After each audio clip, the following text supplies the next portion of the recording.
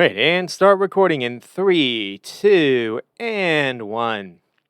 All right, and welcome back to the Reserve Squad Midweek Show, a soccer podcast covering all things in the EPL from a bench perspective.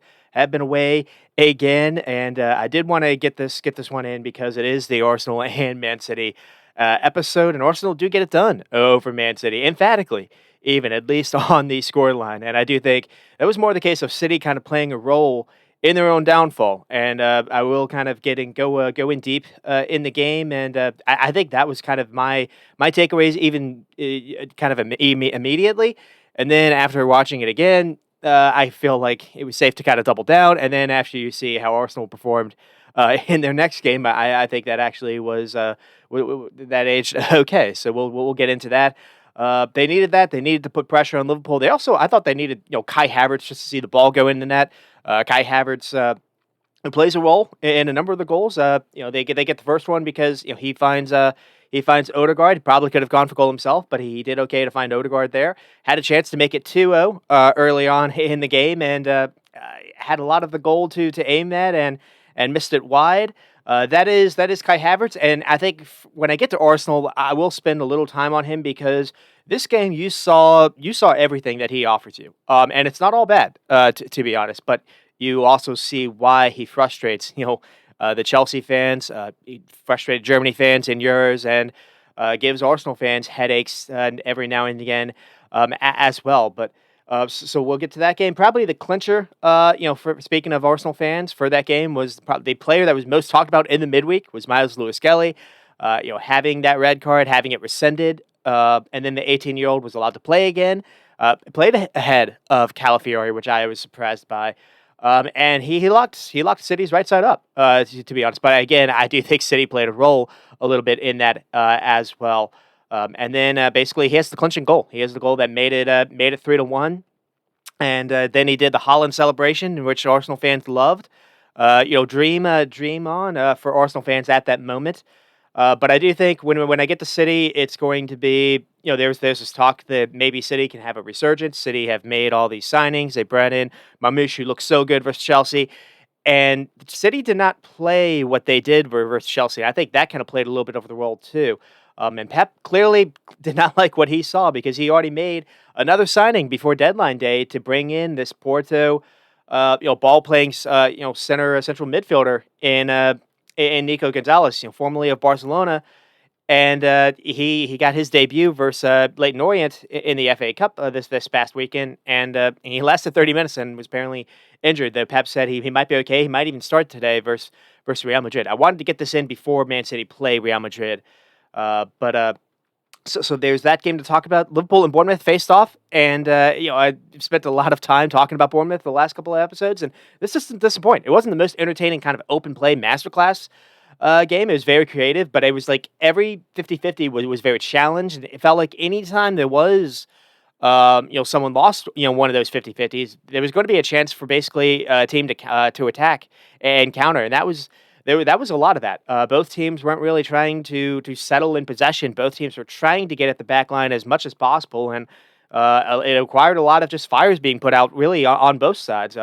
First half, there wasn't a whole lot for Liverpool to get excited about, but they did get the opening goal because of a PK. A little controversy in the call, not really for the foul. I think it's possible Gakpo was offsides, but they looked at that and they did their lines. I don't really trust the lines, but as a Liverpool fan, I'm okay. And then it could have been 1-1 when Bournemouth got back in the game. The very close offsides as well. I think that was a little bit more clear cut. That can be more of a case of Bournemouth just being really unlucky, and that was really the case for Bournemouth that entire game. Lucky in the first half not to maybe at least be equal. I thought they had the better chances. I thought Semenyo was giving Trent Alexander-Arnold and that right side absolute hell anytime he was getting on the ball. It felt like that right side really was their danger side. And then in the second half, things kind of changed a little bit.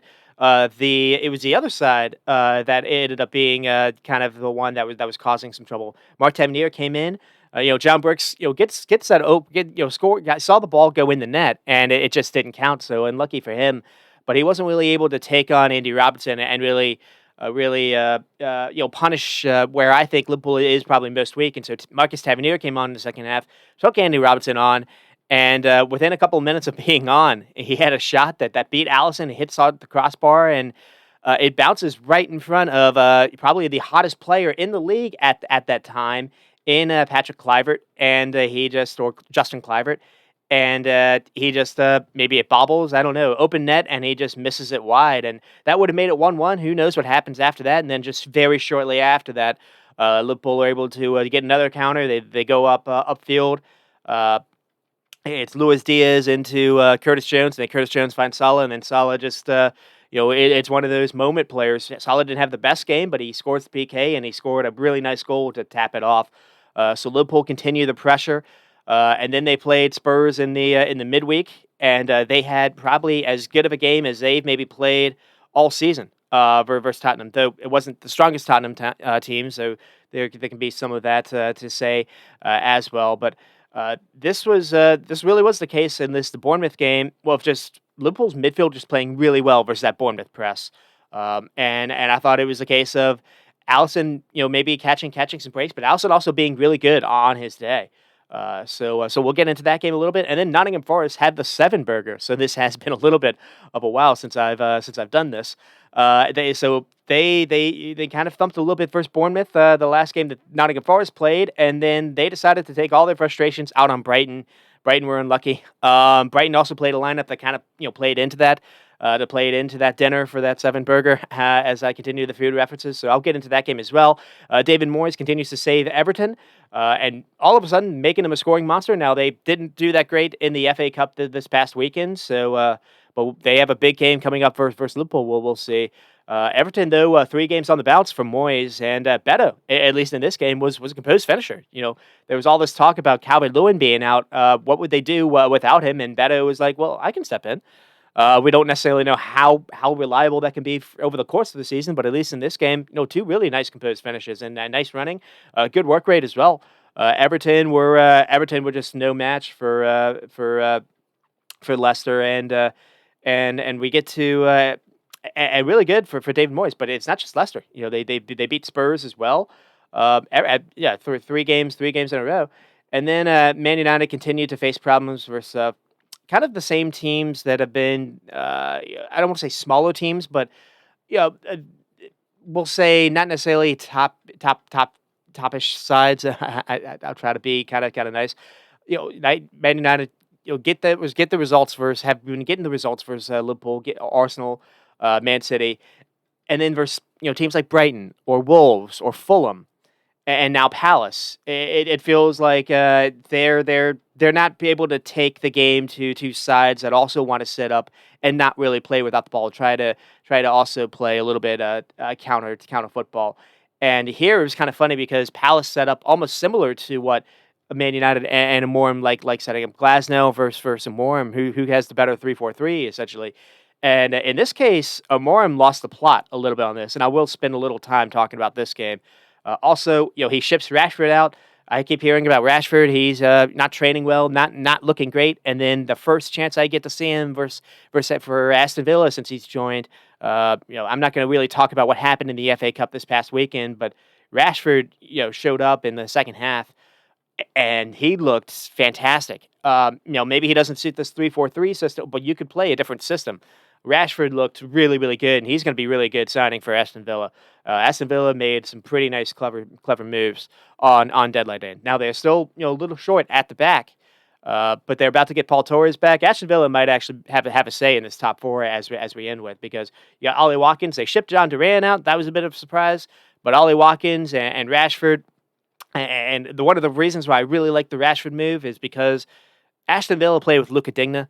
And that's what Rashford really has needed. He's missed Luke Shaw over the last 2 years, in my opinion, at least. When Rashford has been at his best, it's been with Shaw, being able to not just overlap, but just to be out wide, to have that cross in, and which forces teams to respect that. And Rashford is going to really enjoy Luca Digna, in my opinion. He's going to enjoy playing with Ollie Watkins. You got 2 runners there. And then on the right side, if Liam Bailey's not having the best game, now Aston Villa have a different kind of situation who they can play with, who they haven't really had maybe ever. Well, maybe since Philip Coutinho, I guess, in some respects. And they bring in Marco Asensio, who Emery has wanted him for a while. Or at least Aston Villa has wanted him even before Asensio went to PSG. And Asensio had a little debut cameo in the FA Cup game as well for Spurs, and he looked quite good as well. And you still have Morgan Rogers to make some runs. Going forward, Aston Villa are going to be a problem on the transition. And not just transition, just if teams are trying to press them, they've got ability to really break through teams now, and teams like playing a high line, high defensive line, trying to press them. It's Aston Villa going to be a problem going forward. So we'll get to that. Speaking of Aston Villa, they continue to have a bit of a strange kind of week, a little bit on these European nights, and but they did make some moves in the transfer window. Speaking of teams that can't really be relied on week to week, Newcastle went to Fulham and lost. And what's interesting here is Fulham kind of do the double doubles on them. So Newcastle will be happy not to see Raul Jimenez or in Fulham anymore. Newcastle just looked late to 50-50s. The leg looked shot in the second half. It wasn't necessarily the best prep, coming into Arsenal. Maybe they had the Arsenal game in mind, and maybe they were waiting a little bit. The other thing I noticed was I thought Joe Linton's legs looked a little shot in the second half of that game, and Joe Linton actually didn't get a start versus Arsenal. Eddie Howe actually played with three center backs and kind of changed it up a little bit. Almost went with kind of a front two, and then a back three or back five.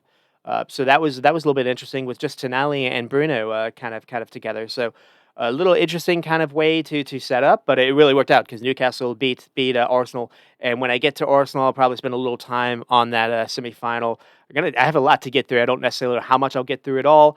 Southampton get the late winner over Ipswich. Not going to really talk much about that game because I don't really think there's much to talk about for either sides at the minute. Ipswich, maybe they have a chance because they still have a goal scorer like Delap that can do some things. Ipswich did make some moves over the in the transfer window, and actually think in their last game or in the FA Cup game where they thumped. It wasn't Burnley. They thumped someone 4 goals to 1. Maybe it was Leeds. I forget who it was. Ian Cisse actually played really, really well. He didn't necessarily have something that led to a goal, but he was getting the ball. He was doing well to get the ball in the turn and then to find someone like Delap. So maybe someone like Amari Hutchinson kind of gets a little bit of the back seat, but you're going to be able to get the ball to get to Ian Cisse. It's going to eventually Hutchinson's going to enjoy some time because people are going to eventually click on that you have to mark Ian Cisse, and so it might open them up a little bit more. I still don't necessarily know how much I trust them at the back, but Ipswich also, they had it. I thought they outplayed Southampton, but Southampton actually get the late winner over them, and Southampton got the first goal, and then Ipswich got back in with Delap, and then at the very end. I think it's Sulemana who comes in off the bench. I don't really understand why Sulemana doesn't start every game for them. But he takes someone on and gets a shot off, and then Oniachi is just there for the rebound. And then we get to the Potter Bowl on Monday with West Ham and Chelsea. Chelsea going to win 2-1. This game really could have been even Steven. And I've gotten to a point where I have to retract everything I said about Chelsea just a few weeks ago. I'm wrong about Maresca, or I guess I can say I was right about Maresca the first time. They move the ball very, very slow. Everything's reliant on individuals having to be amazing individually. If you can mark Cole Palmer out of the game and you basically you allow you make either Jadon Sancho or Madueke on the wings have to beat you 1v1. So if you have good fullbacks that can handle that, because it's not really like either are going to make runs in behind both ball to feet players. Madueke has something to him, but it doesn't feel like he has the finished product there yet. I feel like Neto has to start for them on one of those wings. And the other thing too is Palmer, when he gets the ball, if you mark the options ahead of him, you have Jackson, and that's really it. Jackson also in this game had to pull up for a hamstring or looked hurt. And so Mark Gahey came on. Actually, a lot of the subs changed the game a little bit. They started with a back three with Reece James. That wasn't working out. Then they moved to Gusto. That allowed them a little bit more. They were trying to play Mark Cucurella almost in midfield, and that wasn't working out either. And Cuckoo came on in the second half, and again, Chelsea just didn't really. There just wasn't really anything there. They had a lot of the ball, uh, but West Ham were kind of setting up a little bit for that, and they I think there was a mistake by Colwell where Jared Bowen's able to put it finish the chance. So 1-1 at halftime, and in the second half, Chelsea were a little bit better. The subs and the changes actually did work, but at the same time, uh, uh, West Ham had a chance to equalize it at the end. They, Kudus and Luis Guillaume had an appearance. He looked all right.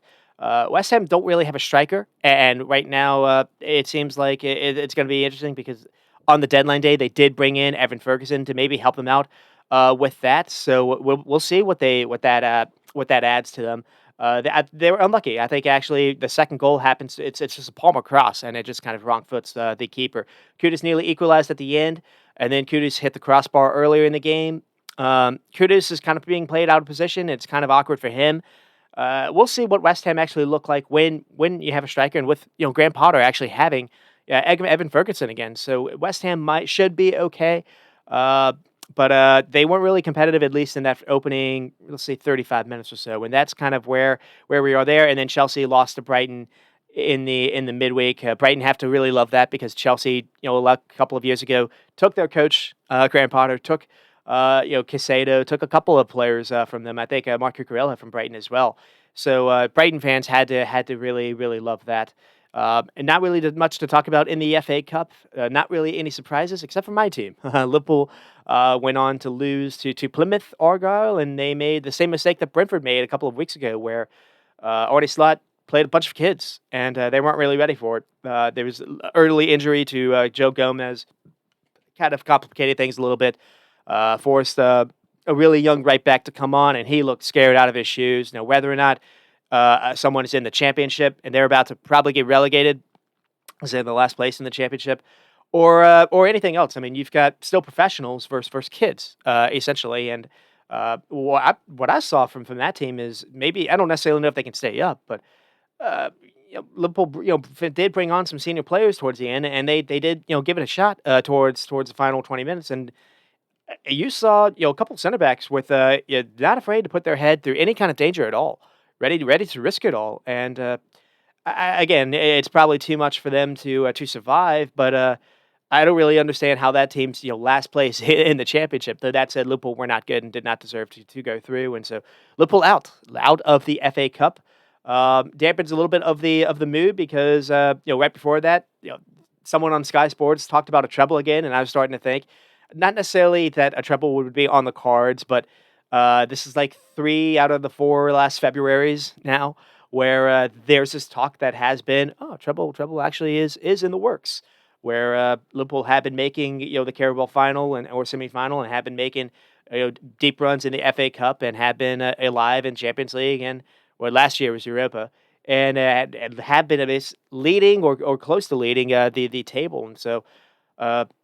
At least that nonsense kind of stops. That is a little bit of a distraction. I also feel like the trying to chase some of the domestic titles over the last few years, maybe that did kind of dampen, or not dampen, that maybe did kind of take the legs out when it came to their trying to get it over the line with their with the league campaigns. But this year, I can say there's no 90-plus point monster that is Man City or even Arsenal in the last couple of years. It feels like there is a little wiggle room, and it is a shame that Liverpool weren't able to do a little bit more in the FA Cup. A bunch of people that were arrested. I have been wanting to see Salah arrested, but at the same time, you see what happens when Salah doesn't play. And they also Liverpool made a couple mistakes over the transfer window, not bringing anyone in and actually shipping some people out. Someone like a Jayden Dance could have started in that FA Cup game. But anyways, this isn't about them. This is about Man City and Arsenal. And it is a 1-5 humbling defeat, as humbling was kind of the theme that everyone was having fun with. In the second minute, really, with Odegaard, Man City mistake. Haaland made it 1-1. So we get to, it was 1-0 at halftime. Nothing really in the game, but Raya did have to make a couple saves to make it to make it just 1-0. So City did have some moments, but really City kind of dominated the ball, but Arsenal were actually kind of fine with that, and that'll be a little bit what I focus on as well. But Thomas Partey then made it 2-1 after Haaland had equalized in like 30 minutes or 30 seconds or so after this. Phil Foden just has a terrible pass. Some people are making excuses. Maybe Foden didn't see Thomas Partey. Even at that said, where when the pass is it's a terrible pass by Foden. Yes, Foden didn't have a good game either. There still should be. There's no reason for this to be a goal. But you see Man City's shape. The protection in front of the back line is supposed to be Kovacic and Bernardo Silva, and they're nowhere to be found. And then you have John Stones that doesn't want to engage too late, and Thomas Partey's able to get the ball kind of close to the box, takes a shot, and it basically deflects off Stones to the wrong foot.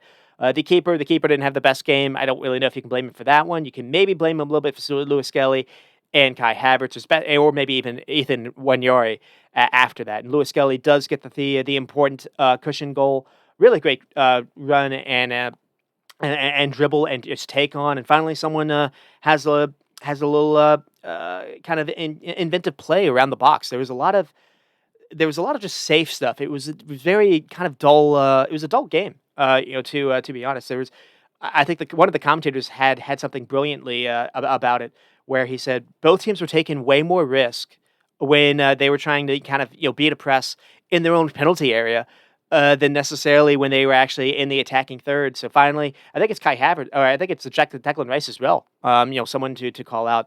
Someone that I don't always fancy to be honest. But he plays a great little threaded ball that finds Wenyari, and then he takes a couple people on with a dribble, and then shifts the ball onto his right foot, and it's the speed of it, and it just surprises the goalkeeper. Keeper gets a hand to it. Maybe he could do better. I think really John Stones though could do a lot better as well. And then when Yuri also that was Lewis Skelly, and then Kai Havertz makes it 4-1.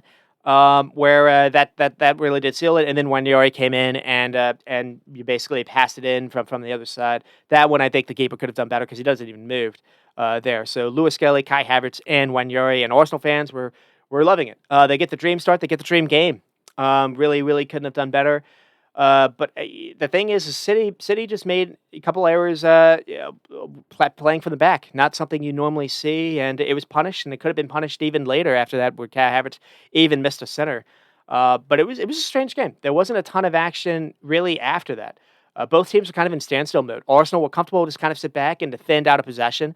But City also made it a little bit comfortable. City did not have width. It almost felt like Arteta figured City were going to want to just play through the middle, and so he asked Martinelli, he asked Trossard to kind of just squeeze in the middle as much as possible. There was kind of space to do some things out wide, but Man City didn't really want to go there, and that really hurt them.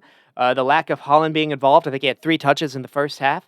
But you see a little bit why they weren't able to really find him. Now, some of it was his fault for not trying to run him and trying to link play. But City weren't really trying to look for him either. They did have a couple saves to make it interesting. One was on a corner kick, but really City were not really in the game. But then that said, Arsenal didn't really do much outside of that Havertz chance to really get away either. The second half get started, and it felt like it was going to kind of be maybe Man City actually had a grip of the game, to be honest.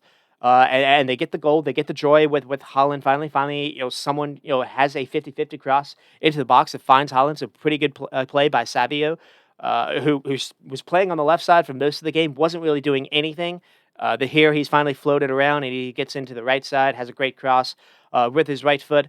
And then you have basically the party chance, and then you have the Lewis Skelly chance just shortly after that, when no one closes him down. Havertz with the dagger later on, and that was just it. So Arsenal fans, to get started, it was fitting because Lewis Skelly has the red card the week before, gets it rescinded. No one knew if he was going to play.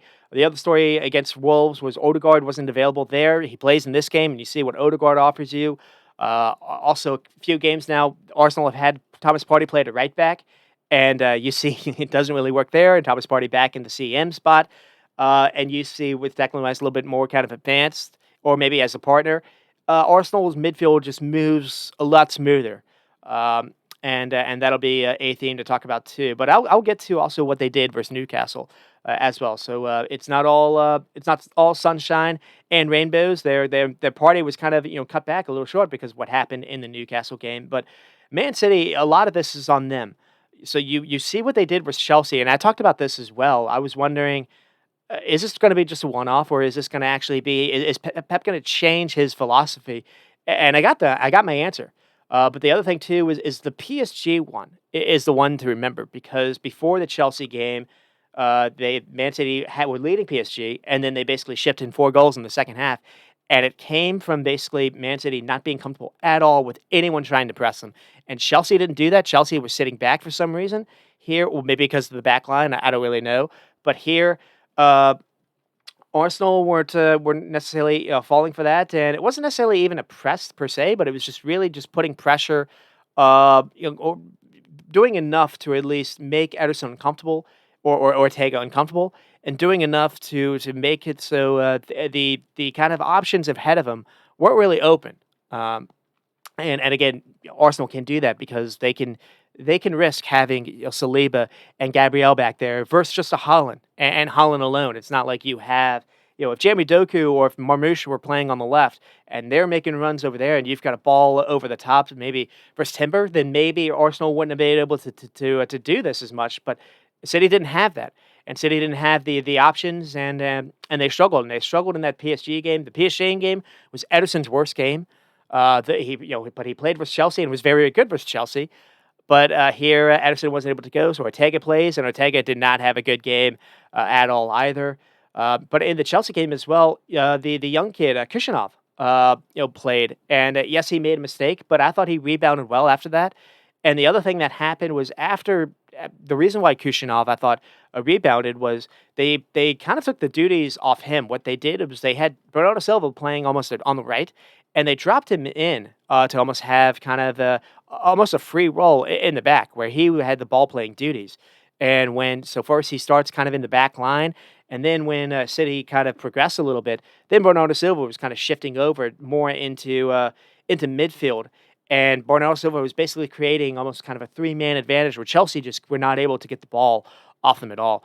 And I'm wondering, could Pep have done maybe the same thing where you could have frustrated Arsenal a little bit if you had moved Bernardo Silva this way?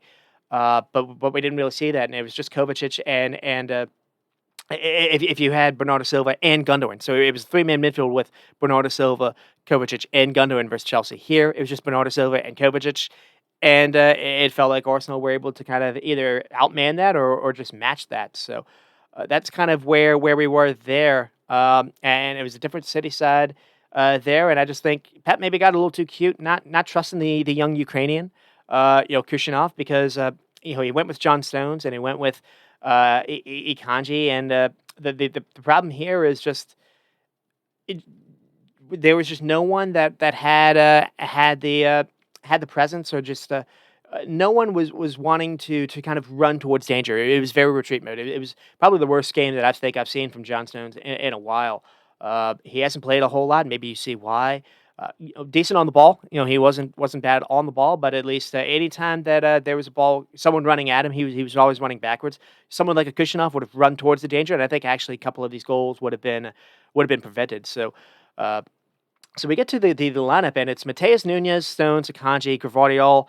The other thing too versus Chelsea, Man City beat Chelsea by having Mateus Nunes and Gvardiol being very high up, and we didn't see that at all. We saw Nunez kind of get forward a little bit, but he was quite poor. Gvardiol, the few times that he was able to get forward, actually was maybe the few times that City had their most dangerous moments in that first half. But you see a little bit what happened at the for the other selections. Why we didn't see a whole lot of Gvardiol here, and I don't think it was necessarily because they were so worried about Martinelli getting behind him, where Kanji wouldn't have been able to help out. I think it was more the other reason. So we have Kovacic and Silva, just two in midfield. So we went light in midfield and went with four attackers. So not something you would have expected from Man City. You have Foden, Marmoush, Savio is kind of the wings, and then you have Holland. So Foden isn't going to play on the right, and so he drifts into the middle of the field anyways. That allows Mateus Nunes to actually basically have the channel to himself, and it felt like the idea really was to actually give Nunez to kind of develop a setup to please or to feature Mateus Nunes really. And the problem is it was working. Mateus Nunes was getting the ball in a lot of space, and he just wasn't doing anything with it. Uh, uh, so uh, so that wasn't necessarily great.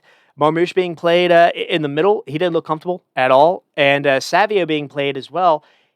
He just wanted to stay in a spot, and so it was easy for Timber to just kind of stay with him, and so that meant the channel for Guardiola to make some surprise runs wasn't really there, and one of the commentators was noticing that too. So it was a mess. It was a mess by City. So I think a lot of this was Pep's kind of overthinking things or just getting it wrong. But Arsenal, with respect, the story is also about them being able to punish that. So I think there were a couple of chances that Pep could have done differently. No Kevin De Bruyne here as well, but I don't necessarily know if that would have really changed a whole lot. Anyways, I think with no Doku available, maybe he's kind of stretched a little bit for left wing options. I would have played Marmoush there. I thought he showed for Chelsea he can make these runs in behind. He can do it from actually the touchline and towards the middle. I think that would have given you at least something more to offer because he makes that run forward. Timber's got to follow it, and so what that all that means is actually Timber's leaving that space. Now Guardiola has that channel to run in as well because of the way that Martinelli. Because we get to Arsenal were lining up very very narrow, and so what I mean by that is you have Martinelli and you have Trossard, and they're kind of playing kind of close to Declan Rice and Thomas Partey in the middle of the field. They're trying to have basically four players in the middle of the field. The wings were open. And if Guardiola had been able to make those runs up ahead, Martinelli would have not been able to catch up to him. So, Man City didn't play the game that way. And we get to Arsenal, we have Timber, Saliba, Gabriel, Lewis Skelly over Calafiori. Fair play because it worked out. But again, it kind of goes to that thinking of you paid a lot of money for this guy over the summer over a striker. I still think Calafiori is probably the better player to play. Lewis Kelly had a pretty good game, but it was also pretty easy for him because he was going against Phil Foden, and if not Phil Foden, Mateus Nunes, he wasn't really doing anything either. But so fair play to the kid, and also showing some. There's been a lot of talk about immaturity by doing the celebration, but you have to remember this is a guy that has the red card against him just a week ago. There's all this talk about him, about the refs, doing him wrong, and then he's able to gets the card rescinded. So he has had all this kind of stuff, all this distraction a little bit for the weekend, and Arteta decides to play him in this game of all games, and he showed up. So I think there is actually maturity on this kid. Not necessarily, everyone's kind of going at him for the celebration. But that said, you see also what you see what he offers and maybe what he doesn't. I don't really think he's a left back, and I think I've said that before. I kind of look at him like a Kobe Mano, someone that can maybe play in midfield eventually. You see versus Newcastle, he didn't really do that great. To having to defend an actual winger in Jacob Murphy, which was entirely different than what Phil Foden or Mateus Nunes offered. And I do feel like Calafiori, maybe not necessarily a true left back either, but he actually does try to make more runs down the wing because Lewis Skelly wasn't really offering Trossard a whole lot, on the wing side. There really wasn't a whole lot of width really on either side, to be honest. But that's been a theme in these games, the last couple of games, anyways. Thomas Partey and Rice kind of together, but what was happening here as well? So Lewis Skelly really was almost like an extra midfielder. Thomas Partey was dropping when Arsenal had the ball. And so Saliba and Gabriel space out, and Partey kind of drops, and he's kind of the one that gets on the ball a whole lot. And I was noticing this a couple of games ago, or actually a couple of months ago, when Arsenal played Chelsea. And we haven't already seen this, but Gabriel and Saliba aren't the most reliable on the ball. They don't really want it. They can make the safe passes, but they're not going to do that great being pressed, and you really saw that versus Newcastle.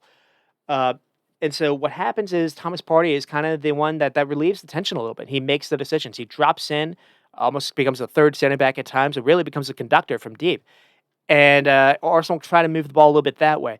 Now, I'm watching that, and this is even before the Newcastle game, and I'm thinking, well, if Man City see this, they should immediately put Phil Foden or someone, Marmoush, whoever, and to just shadow Thomas Partey out of the game and make Saliba and Gabriel or Lewis Skelly, make someone else beat you. Man City didn't do that, but Newcastle did. Newcastle had Bruno Guimaraes or Tonali stick it on Thomas Partey, and that's one of the reasons why Arsenal really struggled in that Newcastle game. Uh, and then you get to the front line with Odegaard back. That made the other selections kind of easy with Martinelli on one side and then Trossard on the other. And we get to the one thing to talk about the Newcastle game again is they lose Martinelli early in the game as well, and Arsenal did not make moves to bring in someone, which was a bit of a surprise in the transfer window. Someone like Matthias Tell was available on loan. That he joined Tottenham. Now Matthias Tell is not always going to play on the right, so he's not really going to be a threatening Saka, and he usually plays, on the left side. Yeah, maybe he could have given you a little bit of an option instead of a Trossard or whatnot. It could have offered you some attacking depth. Asensio apparently was available, as we see Aston Villa come in, and Marcus Rashford was as well. So there were people that Arsenal could have looked at. They didn't. And we'll see how long the Martinelli injury is out. Maybe he's not out for too long. They had a big Dubai kind of weekend to rest some legs and to rebound. They're not far out. They're not really out of the title race, but the attack wise is a little bit limited with Saka being out. So we'll see what they do. Since that when they get back from Dubai. But we get to the first half, and I am going to spend most of the time on this game, and then I'll try to round up on the others. So early first half, Arsenal was out of shape position when City had the ball early up. So this thing is very apparent. Really, it's a theme for the whole game is how narrow Trossard and Martinelli are. So it leaves the wings open, but City don't really want them. And it felt like Arteta correctly identified where City were vulnerable, and it immediately led to the opening goal. So a few seconds in, there's a flick ball by Havertz that Havertz actually showing he can burst past the Kanji as well, or Stones. So if that's needed, so that's kind of a warning sign as well. Havertz maybe rushes the shot, could have done a little bit better to maybe challenge Ortega. But then just a couple seconds early, there's another sign of vulnerability with the slow back line. And then another thing too is so Arsenal here are sitting in place. They're high up. They're not really pressing the goalkeeper. They're not really even pressing the center backs, but what they're doing is they're trying to block passes into Silva and Kovacic with Havertz and Odegaard. And then when they're finally in position, then when City kind of go backwards or sideways, then they go. So Arsenal were waiting when to do their press. That was factoring too. And then we get to the goal, and so 2 minutes into the game, it's Odegaard, and Odegaard first kind of forces City to back pass. So Odegaard actually starts the move too. City go all the way back to the keeper, and then Ortega plays it to Stones. Stones doesn't really have a whole lot of options ahead of him, to be fair. Savio is standing out of bounds for some reason, so that's another thing too. It's not like Savio is looking to try to make a sprint to get behind, because that would have allowed Gvardiol to have to actually be wide open, because Martinelli again wasn't really marking Gvardiol. But he doesn't really see anything, and so he tries to go to Kanji across the field, and Stones plays the pass, and Akanji just doesn't do well to collect it. He has a couple of times to actually get the ball out of his feet, and he doesn't, and he takes a couple too many touches. Trossard is immediately on him, and basically it's almost like a trap that Arsenal is kind of setting off, because in the beginning Trossard's not really there, but Trossard's able to close down on him. He sticks the with out, and then a clever touch after Trossard wins it by Rice, Declan Rice. Declan Rice maybe player of the match in this game. With a lot of the things that he did that maybe you wouldn't have seen, maybe were just easy to kind of ignore. But the first touch by Rice, basically creates the goal. He could have tried to hold on to the ball or done something else, but he immediately plays Havertz in. Havertz could go for goal himself, but he doesn't. But he finds Odegaard,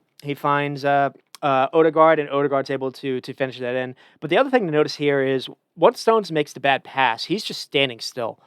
And I think Stones is a statue here, and the problem here is what he does is when he finally reacts after Havertz makes the pass to Odegaard, is he's running away. He's running basically into the goal. He's not running towards the only person into the box, which is Odegaard. I think you easily could have this goal should have been blocked 5 different ways to Sunday, and it wasn't. You don't play the kid because you're worried about this, and then Akanji makes the same mistake, and at least the kid would have had some recoverability to offer Stone some legs, which we didn't see. So disaster start for Chelsea too. But City were able to regroup and finish that game comfortably. Would we say the same here? And the answer was emphatically no. And we'll get to why. Different personnel was selected, and also City played differently. Uh, and then it felt like Martinelli scored early, a couple minutes later on, offsides, but another example of City just being vulnerable. When we're not used to seeing it's Silva goes long, Arsenal win the 50-50, and then Odegaard finds Martinelli, and Gvardiol is just beaten by the flag, uh, or saved by the flag. And then we basically have here a lot of just settled possession, just 30 minutes of nothing happening. City can't play through blocks. They also can't get in behind, and it's just recycle after recycle. And the announcer was just keep really being annoyed by it. He was just send a cross in, fine, trying to even play Holland in. Even if you lose it, who cares? If you want Arsenal to open up, and if Arsenal try to do a counter, you force them to lose the ball, and then maybe you can finally counter yourself. You have people that could have countered with a Holland, with Marmoush, and it was strange how very very slow paced it was, really for both sides. But again, a lot of this was just Arsenal standing in place. Arsenal had the early goal, and they were fine to sit with it. Uh, and it felt like in the past, maybe even in the couple City teams ago, because Arsenal were just standing in place. A past City side, I think, would have destroyed this. But it's not them anymore. And someone, not just Rodri, but Rodri would have obviously helped. But Kevin De Bruyne too. The way that Phil Foden was getting the ball, Phil Foden didn't want to take anyone on either. There were people making runs. Even like someone like Gundogan being played, who we saw versus Chelsea. Gundogan was doing a pretty good job to look and to play these quick long balls over the top. We didn't see any of that. At least in the first half, and so a different approach that we saw for Chelsea, and it wasn't good. Different approach with Gvardiol being played. Gvardiol didn't have the space because of Savinho being played, and so it just the dominoes kept falling into place a little bit here. And then again, Arsenal in possession. Talk about how Thomas Partey was dropping to be the decision maker, so the center backs kind of go wide, or Lewis Kelly tucks into midfield to be someone as well. Lewis Kelly was doing pretty well with the ball at his feet. Just I don't really feel like he's got the passing yet. Still young, so you understand that. But at least ball carrying, he's very strong on the ball. Can make some runs, and you offers you a little bit something. In the final third, as we're saying, just doesn't really have the doesn't really seem like he goes wide and has a cross on him. We'll just kind of put it that way. But defensively, he's very very good, and so. It was easy for Man City, but he showed he could be very good just in general. But I just think a couple of times where this kind of positioning, though, I think a better team would have been able to handle that, because Gabriel and Saliba are going wide, and you have just Thomas Partey itself. Just have Holland running at Thomas Partey. Make him go out wide to Saliba and Gabriel. They're just going to go wide They're just going to go long anyways. And you're probably going to win the ball off there, but they weren't doing that. City were very very weak in their press, and for whatever reason it was, and so not a whole lot as far as action. They did force Raya into a couple saves, and first Gvardiol gets basically has a header, and they get the corner kick because he actually gets wide and has an early cross in. Finally, someone hits an early cross. That wasn't happening either. And then they have something late on where I think it's Savio that also has a quick shot. Finally, they're moving the ball quickly again. Here it's Nunez finally with a hopeful cross. He doesn't really take some time. He actually hits it first time, and Savio hits the ball I think through someone's legs, and it could have been Riot to be honest. But other than that, there really wasn't a whole lot there. Arsenal though weren't really doing a whole lot either. But that said, when City were having their best moments, Arsenal finally did get the Havertz chance. And so you've got, so again, this is where this kind of just says what Arsenal is, or what Arsenal is with Havertz. He helps you a lot without a possession. A lot of the reasons why City were having trouble is Havertz is 6'4", and he's very good as kind of a defensive minded striker. To be honest, but here again. Arsenal forced City to pass back, and then it's a hard error by Ortega. He feels like he can pass this ball into Kovacic, and Declan Rice anticipates it, goes to ground and wins the ball off him, and then Kai Havertz has to do better. I think he takes too much time. I think he shouldn't even take a touch. I think he should just hit this first time with his left foot because it's an open goal. Basically, he takes too much time.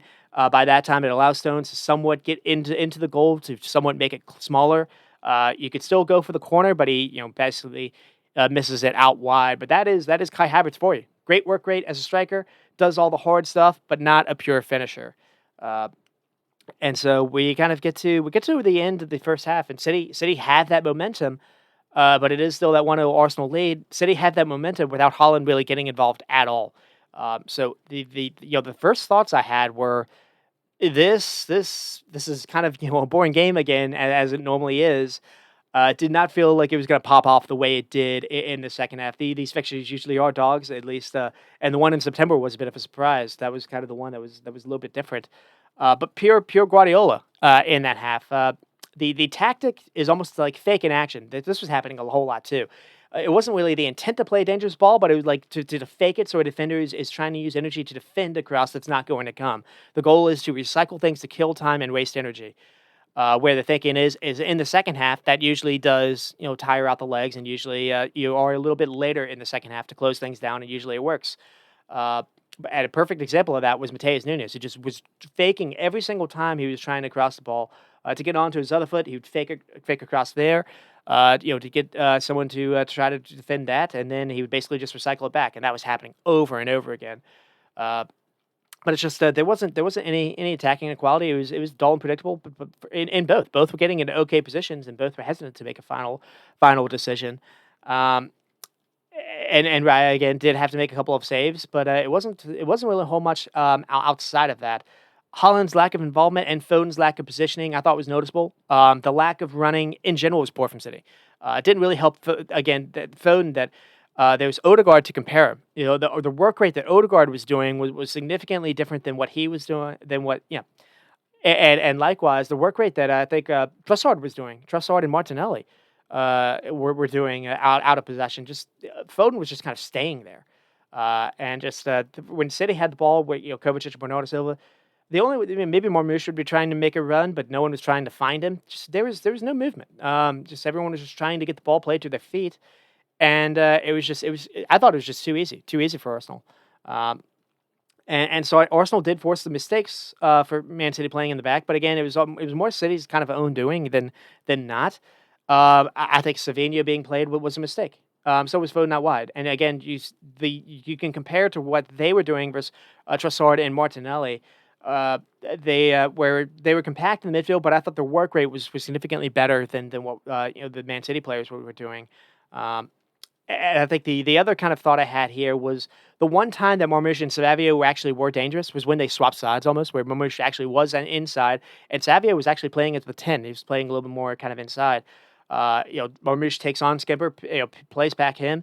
He plays Savio in the box, and Savio just basically falls over instead of flubbing the chance. That should have happened more. I think Marmoush should have been their left winger. And Man City fans got a chance to see him again versus Leyton Orient, and he missed three big chances, but he also got three chances. I think maybe Jeremy Doku plays in the Real Madrid game coming up, but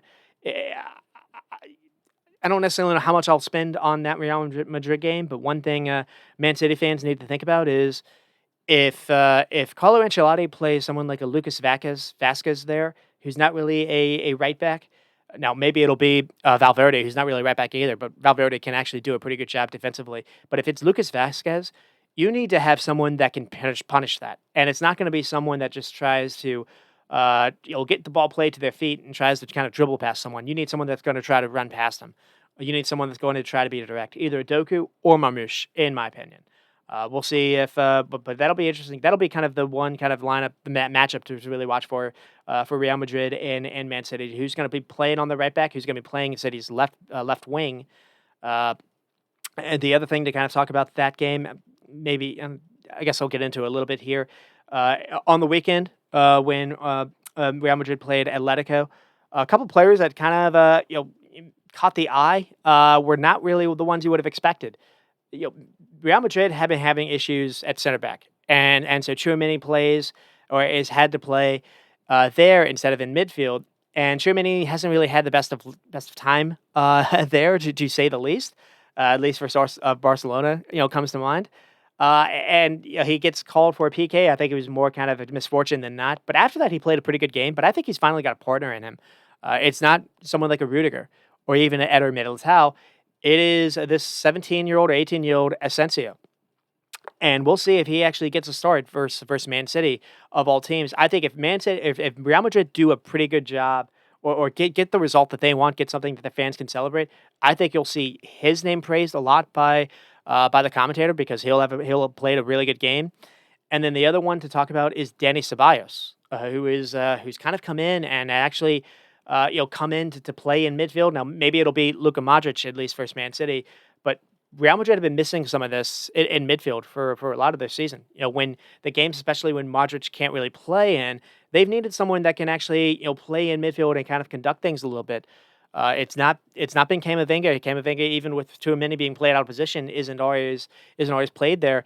It's been kind of Danny Ceballos in there in midfield a little bit for them. And so again, versus Man City, we'll see if someone like a Danny Ceballos can come in and actually play a through ball into Madrid's pacey attackers and Mbappe and Rodrigo and Vinny and I guess Jude. So that'll be something to watch for as well. We'll kind of get to that game. Maybe I don't necessarily know if I'll do a pod on them or not. Maybe I will. Maybe I'll watch that game and try to after the Liverpool plays Everton. Maybe I'll try to get something out after that. But anyways, we're sticking on to this game. Only into the second half, and here a couple of times, City are able to actually find Mateus Nunes are open on the flank early on. So what happens is Phil Foden is supposed to be playing on the right, and basically he drifts in. Whoever's marking him, whether it's Lewis Skelly follows him, and then you have Mateus Nunes, makes a run in behind as the right back, and City were finding him. So again, I feel like the whole thing that City or the Pep designed up was supposed to be for Mateus Nunes to get in these positions, and just he was never doing anything with it. But the goal eventually comes, and it kind of comes with Mateus Nunes playing a little bit of a role. But again, he recycles it, finds Foden, but finally Foden shows up, and Foden actually plays in a pretty nice ball to Savinho into the box. So first, it's Savinho gets on the ball, and that's the one that has the long ball to Mateus Nunes, and then he just continues to run into the box. It's one of those where Arsenal are trying to do this man marking stuff, and Savinho, by moving from the left side all the way into the box on the right side, it's really hard to follow that.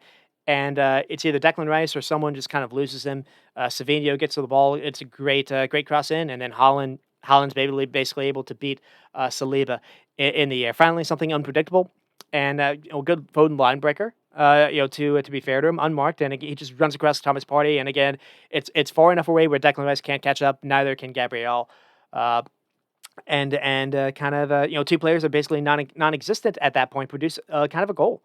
And the funny thing is it's the same kind of connection, Savinho to Holland, that we saw actually in the first game in September.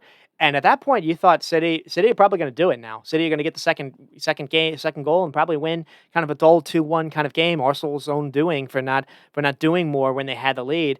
And that take lasted about 30 seconds, where Thomas Partey did get the second. Arsenal here go long. Mateus Nunes does well to actually win the ball off Trossard, finds Phil Foden, and you feel like, okay, this is going to be fine. Man City have taken out the danger, and then Foden just gives the game away, maybe even the season away. Carelessly plays a weak pass to Thomas Partey. He weeds it. Foden's also playing it with his left foot, and it's curling ahead towards Thomas Partey as well. It's not like it's going away from him. There's been talks online. Maybe Phil Foden didn't see him because Thomas Partey's kind of by the referee. Maybe I still think it's a late ball from the left side of the field or the right side of the field into the middle. You're not really supposed to do that unless there's just absolutely no one near. You can go backwards. You can go. You can just try to just do a head over you can do a ball forwards. You can do anything but this. You can't lose the ball in the middle of the field, especially when you got Bernardo Silva and Kovacic that are nowhere in position to stop him either, which wasn't necessarily good because City don't have that protection. So this is the case where I can say if Rodri's playing, this probably isn't a goal. Rodri's in position is not really going to be a problem. Thomas Partey's not gonna be able to do anything. Thomas Partey probably goes out wide. Maybe Arsenal get a cross in. Maybe Havertz can score off a cross, but it's not gonna be like this. And there's no one's able to stop Thomas Partey to dribble up into the box, and he has a shot, and it deflects to go in. Um, and the other thing too is when that happened, when Thomas Partey gets on the ball, there's a lot for him for him to have to do still. And it feels like John Stones is just a statue again. He's waiting in place. He's not running towards the danger. And I feel like I'm watching Harry Maguire all of a sudden than the player that was maybe City's best player 2 years ago in that treble run season when Stones was not only mobile, he was mobile enough to play in midfield, kind of next to Rodri, and that was the reason why they were so good to end this season. It was that combination together. Uh, but then so Arsenal get the lead that they needed, that they wanted. Their three best chances came from basically City turning it over on their own doing, really. And then they get the third, and here is the one that seals it. And it's credit to Declan Rice again. So I talked about how no one was playing enough, doing enough to thread in a dangerous ball, and we get to a point here where it's someone that you wouldn't have expected to play this kind of pass, and finally someone does. Someone threads in a great little 8-yard ball into Lewis Skelly. And it feels like Foden here could do a lot better to shut down and to get closer to Rice, but I just don't think he thinks Rice is going to play this pass. The window is tight, and he pulls it off. And then Lewis Skelly, strong on the ball, shifts it to the right foot. John Stones again hesitant to engage, and Lewis Skelly, quick shot, throws, gets off a quick shot. Ortega gets a lot of glove to it, but just can't keep it out. And there you go. Just finally, quality and quick decision making is rewarded in the penalty area, and then he does the Holland situation that apparently decided to make England melt down. Maybe because it's a kid mocking him. Maybe it's I don't know, a race thing. I don't necessarily want to go there, but it was weird. It was weird to see that reaction because it was like, oh, you're not supposed to mark, mock, this great goal scorer that's won everything. Like, give it up. I don't really care about that. It was fun. Arsenal fans definitely loved it. But one thing you can say is it's good that he did it when it was a 3-1 lead, and Arsenal didn't actually go on to lose the game. But you also the whole talk was about being humble, and that was kind of the theme here. But Arsenal fans maybe needed to kind of soak that in a little bit more as far as practicing what you preach, essentially, because it felt like this game to them was a little bit what happened when Liverpool destroyed Man United a couple of years ago, where it wasn't necessarily the same as in Man City, because Man City have been the team that have always been just kind of been their bugaboo team essentially. You finally get one over the top, you feel like you slayed the dragon, um, but you have a you have a quick turnaround, and you haven't necessarily won anything yet, and you turn around and then you flop versus Newcastle. It's possible just the size of the win took them out of it a little bit, but I think it's fine for Lewis Kelly to do the celebration. I don't really want to speak too much on it. The one thing I will say is, again, I'm in a situation where I feel like Calafiore should be starting over him anyways. Now, I don't really know if Calafiore actually scores this kind of goal. But that is another thing too. These two games with Arsenal and Man City, the left back for Arsenal have scored a defining goal for them. Calafiore had that wonderful hit in that first game. And then here, you figure that's probably the game. And then Pep, finally brings on Kevin De Bruyne on, but he takes Marmoush off at the same time. I feel like that's a mistake. Kevin De Bruyne needs someone to make runs ahead of him. And Kevin De Bruyne was getting on the ball. And again, everyone wants the ball played to his feet other than Haaland. And Arsenal have the center backs that can handle Haaland 1v1. So Pep had a mar. He really did. Arsenal, make it 4-1 with Kai Havertz, and even Havertz, starts to find the net here. City start to commit some numbers forward. They have to take risks. They have to lose. And there's a loose pass here. Thomas Partey intercepts, and then he quickly plays it out of his feet before Kevin De Bruyne can shut him down. Plays it upfield for Martinelli to chase. Gvardiol now caught out of position. The risk and reward when you play, your fullback higher, but you have to when you're down 2 goals. But I still don't think it should be an issue. Whether or not Gvardiol is out of position. Stones should be able to handle this by himself, at least his old self. But he looks like a stone. He looks like he has stones for legs here. And he can't run down. He runs away from Martinelli. And then basically all he does there is he allows Kai Havertz more room to be on sides. and Havertz does an overlap run into the box. Martinelli plays it, and Havertz has a nice finish with his left foot. And then Wanyari Ortega rooted to the ground. It's a great hit by the kid Wanyari, but the game was already over. But it just capped off the perfect day for Arsenal fans. Wanyari also a young kid for from the academy as well. He might actually have to feature a little bit more with Martinelli being out. We'll have to see how long he is out for. I don't really know if that necessarily suits him. He doesn't seem like he's one of those that's a wide kind of creator, but he at least has an eye for the net, as we saw versus Brighton as well. And so not much in the first half, and then the second half, Arsenal's dreams come true. But again, the first half, I was cursing both teams for putting me to sleep, so some of that as well. But I do think the score line was a little kind of misleading, or Arsenal probably should have won comfortably, but maybe not necessarily this. First goal is an unforced error by John Stones and Akanji. The second goal is an unforced error, I think, by Phil Foden, who was just awful in general. Third goal, no one get close to Lewis Skelly or Ortega. Ortega does get a big hand on it. Fourth goal, John Stones in retreat mode. Fifth goal, Ortega is watching. So fans don't care. It's the scoreline is what it is, and it is something when you finally get something out of you finally get your nemesis out of your way. I was elated when Liverpool were able to beat Real Madrid. It was only 2-0. I didn't have this kind of euphoric kind of feeling, but it is one of those things where maybe this can be a pick me up. But the thing here is, this on the back of that Wolves win as well. You figured Arsenal were actually starting to have some momentum again, and then they pick up the Martinelli injury in the Newcastle game, and then versus Newcastle picked out what Arsenal were doing. Playing Thomas Partey the way that they were doing. They found a way to actually get some pressure on him, where Arsenal didn't really have answers after that. They were forcing Odegaard to come towards the ball to drop in again. And there you don't have, when you do that, then you're not able to get Odegaard nearly involved in the final third, and you're not able to get the attackers going either. Also, Arsenal just kind of struggle a little bit when, Saliba is a fantastic defender, Gabriel as well, but it does feel like they do struggle a little bit versus really physical attackers. Now, you're able to handle Holland, fair play to him, but Isak's a bit of a different animal. And it's just kind of one of those things where I think you can say for Arsenal fans, not a lot of teams have Isak, so there's that. At least not a lot of teams have the midfield that Newcastle possess as well. And it's not the end of the world for them to be out of that cup competition, but it does. They're still allowed, still alive in Champions League and still alive in the league. To be honest, even as a Liverpool fan, you have to respect to what's happened here. Showing that they can face some adversity. Playing down a man, winning versus Wolves, and beating City, whether or not it's a broken City or not, beating City with this kind of scoreline is impressive. Only 12 shots and 7 on target, though. 8 and 5 in the second half. So that kind of says it all. Man City was only 7 shots the entire game and 4 on target. City just one shot on target in the second half, and that was the goal. So that kind of says it well.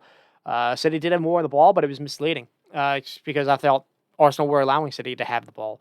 So that's where we go. I mean, to get started with Arsenal, it was a game without being out of a possession. So it's not a game for lots of creativity. It was a game to kind of just frustrate them out of possession, and they did. So that's where you give credit for what it is. And it felt like they did target where maybe City were weak a little bit with their midfield and on the wings. Just the tactical adjustments I saw. Thomas Partey, his role just dropping in and forming that kind of 3 shape that I talked about. Declan Rice, the mix of being alongside Partey, but sometimes being a little bit higher up. We see him a little bit more advanced in the Wolves game recently as well. He just feels like he works out so much better when he's not being asked to play holder, to play someone to have to do stuff on the ball. The other thing too is the way that Lewis Skelly is being played. Lewis Skelly isn't necessarily going to be advanced, making runs, up the channel. But what he is he is getting into the box a little bit more, and it feels like that's maybe freeing Declan Rice to actually have a little bit of a different role in the final third as well. We've seen Declan Rice actually going out wide a little bit more. That's kind of where the actual goal comes from. He's getting the ball in the touchline, and then he threads in the ball to Lewis Skelly. that's a little bit of that shocker role. So maybe the idea is kind of Declan Rice to be a little bit more kind of on the wide, on the wing side a little bit more, where you open that channel for Lewis Gill. That can maybe be a way to kind of play them a little bit more. That'll be something to watch going forward. Odegaard back and being the orchestrator as well, and being floating some balls towards the middle. It gets that opening goal. Martinelli and Trossard both doing more than being making runs off the ball, but also and ahead of it, but doing more of that than City did, but also doing pretty well out of possession. Um, and then the man of the hour, the man of the week, and Lewis Skelly. And again, it does give Arsenal something different, especially in ball carrying and energy. Lots of good energy. But again, just kind of long term, I feel like he's probably a midfielder as far as his professional career goes. I thought a couple of that he played in that first Newcastle game as well.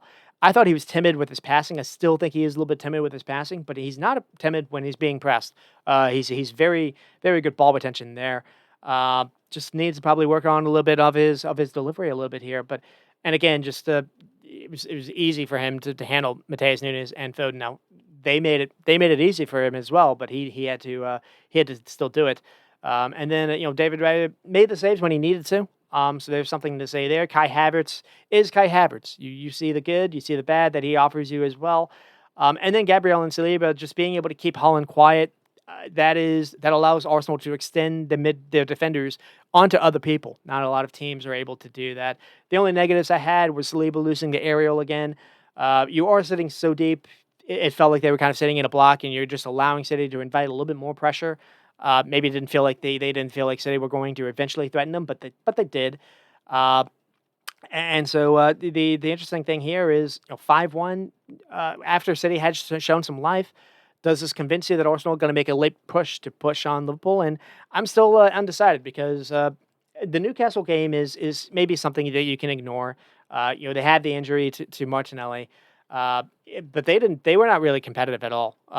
There's Isaac scores in the first like 3 minutes. It's an offside goal, so it doesn't count. But they don't do well here. Arsenal play the ball long. Newcastle win it back. Bruno Tonali, then Gordon over the top. Miles Lewis Skelly and Gabriel just in no man's territory, and they don't maybe think Isak's going to be able to get on the ball, and it's an unbelievable finish. But they struggled with Newcastle's press. Again, they were just marking Thomas Partey out of the equation, and then maybe Arsenal did have a chance to make it 1-1. There's an Odegaard chance where there's a major miss. Odegaard had two cracks at this earlier one. There's a block by Botman, really big block by Botman. One of the few times that Arsenal were able to thread the ball kind of quickly in the penalty area. Trossard has essentially come in, and he playing on the other side of the field, threads in a ball that finds Odegaard. That one's blocked, but then again, after that, Odegaard gets the ball again, and Martinelli basically is taken out, and this is where he gets hurt. And then Odegaard, kind of in the box, has a chance to go for goal and just misses it wide. If it's saved, you tip your hat to the keeper, but he's got to get it on target, and he misses it wide. But it's a double whammy as well because you have the miss, and Martinelli gets hurt, and then Newcastle score basically seconds after that, where Isak bullies Saliba, and then after a really nice touch by him, gets him in behind, and then he has a shot that basically hits the crossbar. And that would have been an unbelievable finish too. But Murphy is there just to convert the putback, and then Martinelli off. Wanyeri on, didn't feel like he was impactful. Again, I don't really understand why Arsenal didn't try more to get someone in. Lewis Skelly did not have his best game. Newcastle also were making things hard. Eddie Howe went with a different lineup than we had seen recently. He went with a back three. He went with Botman, Fabian Schär, and Dan Burn for cover. And kind of the funny thing about Dan Burn is he doesn't really work out when you're playing in a high line, but when Newcastle had the 2-goal lead coming into the game, and it felt like they were going to be fine to sit back and actually play very, very counterattack football. But sit in a block. They didn't feel like Arsenal had enough to actually break them down, and you have three really good defenders that, if nothing else, can actually be very good in the box. Dan Burn, I get on him a whole lot. I get on him when you have to defend in a high line, and he makes mistakes whenever he plays high up. When you're in the box, he's 6'6". He's very good at anticipating danger, getting blocks, and he's very good at heading ball away. And you had Bauman back to help out as well. So I think the three center backs help was maybe the idea was to help them out for corner kicks as well, and also didn't threaten on corner kicks either. And then you get the 2-0 lead, and after I've just done praising Declan Rice over the last couple of games, he has a bit of a horror show here. So again, it gets to a point where uh, Arsenal or Newcastle have taken out Thomas Partey as an option, and so Arsenal trying to they haven't been comfortable the entire game. They can't go long because they went long early in the game, and that was where the Isak got his chance. So they lose the aerial early. Newcastle have the three center backs that are able to win those aerials. So Arsenal can't go long because they feel like they're going to lose the ball. So they're trying to play. They're trying to play it short. They're trying to play through Newcastle pressing them. And what's happening is you're taking Thomas Partey out of the equation. Gabriel and Saliba don't really want the ball, and so Declan Rice has to drop in, and Declan Rice just doesn't isn't comfortable here. And he either takes a terrible pass or he just gets the ball taken off him. But so it's a disaster by both Raya and Rice basically, and basically it's a tap in for Anthony Gordon to make it 2-0, to make it 4-0 aggregate, and just and that's just it. Yeah, and then Saliba also nearly gifted an open goal earlier, even before that. And so, the defensively, the extra center back, worked.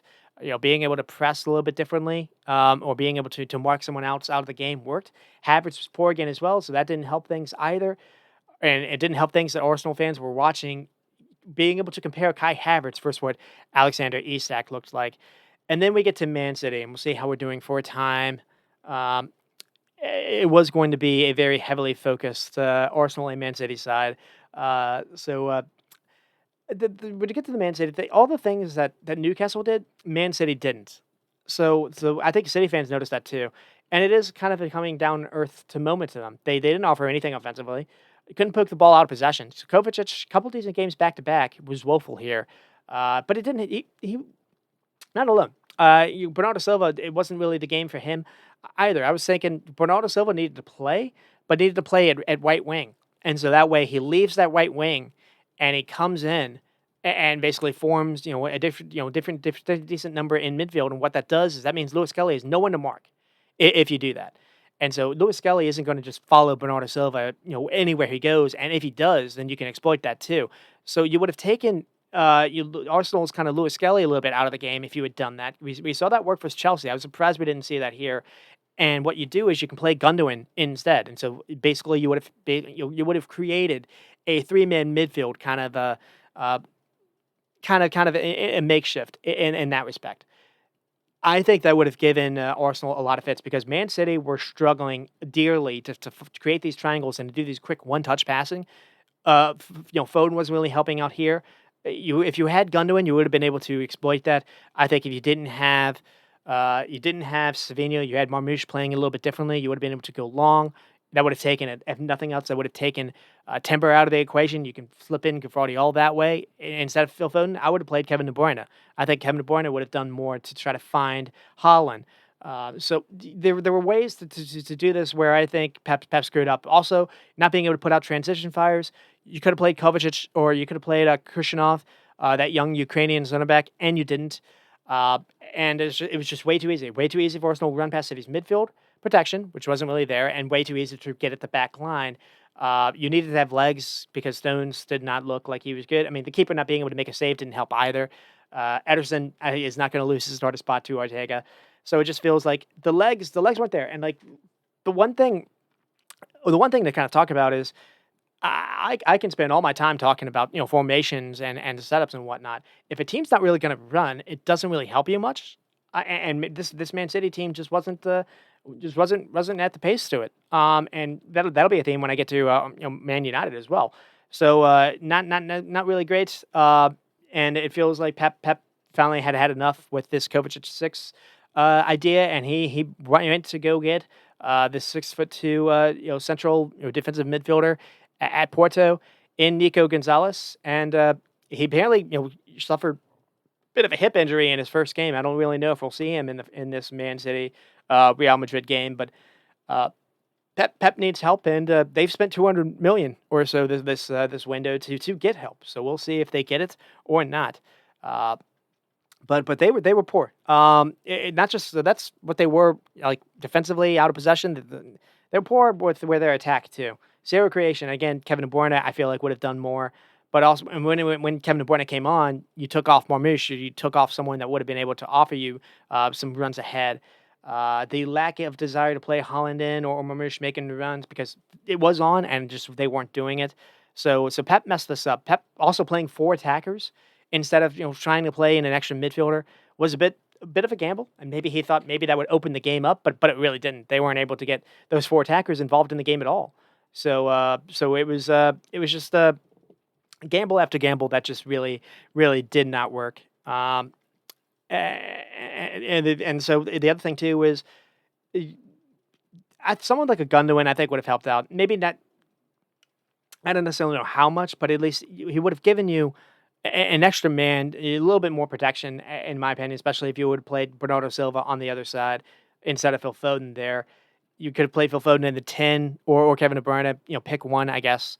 That would have, you would have, you can say, oh, no, there's no one playing on the right. So, what are you going to do? Well, you make Luis Skelly have to defend grass, essentially. Or you can have Mateus Nunes, make those runs. There would have been ways to address this, and he didn't. And the other thing too is the funny thing is you've got Mateus Nunes, and the idea was to actually make him your Ghana feature guy, and he didn't do more. And he didn't do enough to actually double up on Mouse Lewis Kelly. He was making these runs from deep. I think you should have had Phil Foden on one side, and you should have had Mateus Nunes overlapping. Make Lewis Kelly have to make a decision here because it was too easy for the kid, in my opinion. So that was it. We get to the negatives. John Stones in his Casemiro era.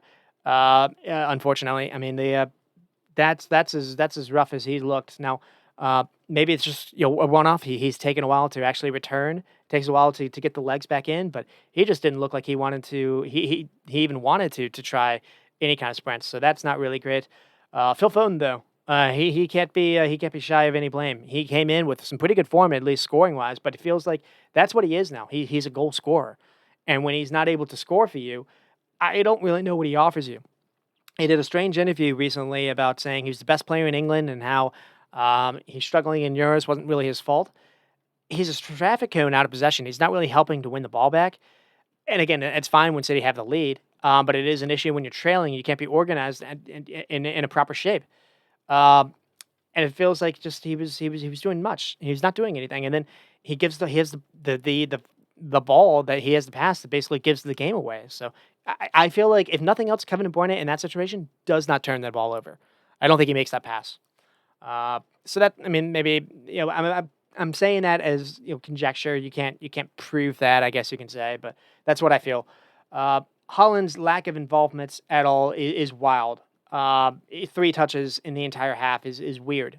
You can't do that. Some of that's on Holland, but a lot of that I think is more in City. You can credit Arsenal a little bit, but not that much. And Holland, to be fair, was still able to get a goal. And again, it was a different situation that we saw for Guardiola and Nunez than we saw versus Chelsea, and I think that hurt too. And so here we go. Now they have Real Madrid, and you have Real Madrid's lightning attack to come up versus a back line that probably can't do anything. Guardiola can do stuff going forward. Guardiola's can be gettable. When someone's running at him, and I don't really know what Real Madrid's going to do. On the right side because Rodrigo, I think, is probably their best attacker now. The last few weeks, and he's featured his best when he's been on the left, but he'll probably be played on the right. Rodrigo usually doesn't really have his best games in these kind of big moments. You remember back in the Champions League final, he didn't have his best game, but he has been playing pretty well for them. Rodrigo versus Guardiola is probably going to be advantage Real Madrid. Vinny or Mbappe being able to run versus John Stones or Anje. It's probably going to be advantage Real Madrid. Maybe Ake actually gets a start. Apparently, he's back fit. We don't really know. You're probably not going to see the kid, Kushnerov, for this game at least, but maybe you'll see him for the second game. We'll see if Nico Gonzalez is able to feature or not. This could be a case though where Real Madrid actually just light him up, essentially, because that back line is going to be in retreat mode. But that said, Real Madrid have some issues too. You've got Lucas Vasquez, who again, maybe, I think it'll be Fede Valverde, to be honest, because Fede Valverde came in the second half for Atletico Madrid. I think Carlo Ancelotti had enough.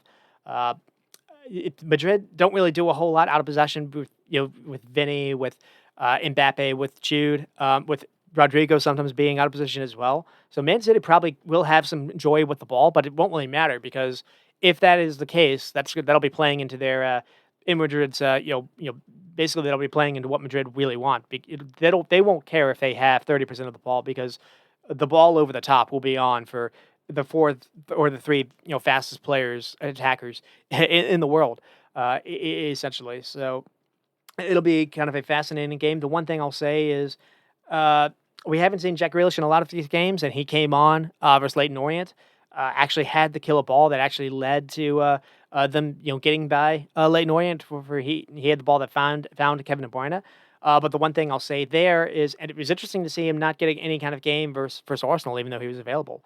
Uh, you're not going to have Jamie Doku, don't think available, but I think I would play Marmoush, someone that's actually going to be a little bit more of a threat in behind than necessarily someone that just wants to be on the touchline. Now, Jack Grealish, if nothing else, does give you width. He just he takes forever to take anyone on. And he's not really going to beat anyone on. He's going to look to try to play people in. Maybe that'll be something that Pep wants. We'll see if he actually does feature or not. In the past, Jack Grealish was Pep's favorite player. Uh, in a couple of past seasons, if Grealish was available, he would have been an automatic start. But it hasn't been the case. So we'll see if that happens or not. I would play someone else, someone that has length or that has pace, has directness. Making these runs in behind that at least forces you to mark that side where Tchouaméni has to deal with Holland by himself. Tchouaméni can't really help out yeah. So that'll be how and in the past, Kevin De Bruyne has been the guy that's killed Real Madrid. Last year, actually, it was Phil Foden that had the shot that beat Real Madrid at the or at least at the at the Bernabeu. And so it's a different Man City side. It feels like right now is the time to get them. And so we'll see if Real Madrid do or not. They've been a little bit of a hit and miss as well. I already talked about how two players I think that maybe could feature for Real Madrid that probably would maybe be a surprise for people that haven't really been following them would be Danny Ceballos if he does play, and Asensio, the young center back that played. The other one to watch for is maybe Fran Garcia if he plays instead of Fernand Mendy because Real Madrid's other left back hasn't been doing that well either. I thought Garcia played pretty well versus Atletico Madrid over the weekend. Doesn't really feel like a Man City play with a right winger, whether or not it's Phil Foden or Mateus Nunes or trying at right back or going forward. It doesn't feel like Real Madrid or Man City really have a reliable right back either. Maybe that'll actually be where Khrushchev plays, or because it's been Mateus Nunes who's been cooked by anyone that's been somewhat good. I mean, we just saw Barcola barbecue him. And it's been Rico Lewis. Rico Lewis didn't really have his best game versus Leighton Orient either. I don't think you can have Rico Lewis on Vinny Jr. That would be suicide. I don't really know if you can have Mateus Nunes on Vinny Jr. That would be not good either. So I have a feeling Real Madrid are probably going. It's at Man City, but I have a feeling Real Madrid are probably going to enjoy their time. But we'll have to see. And then we get to Liverpool and Bournemouth. Liverpool do go on to win 2-0 thanks to Mo Salah PK. A little controversy in the PK, and then really nice goal in the second. Already talked a little bit about the game, but really the rundown is this game could have gone the other way. You have the PK was iffy, at least what the onside call. You have Kirkes just being a little bit offsides, just really unlucky. You have Kluivert open net miss. You have Semenyo striking the crossbar like 2 times. Semenyo was able to take on Trent Alexander-Arnold like it wasn't really there.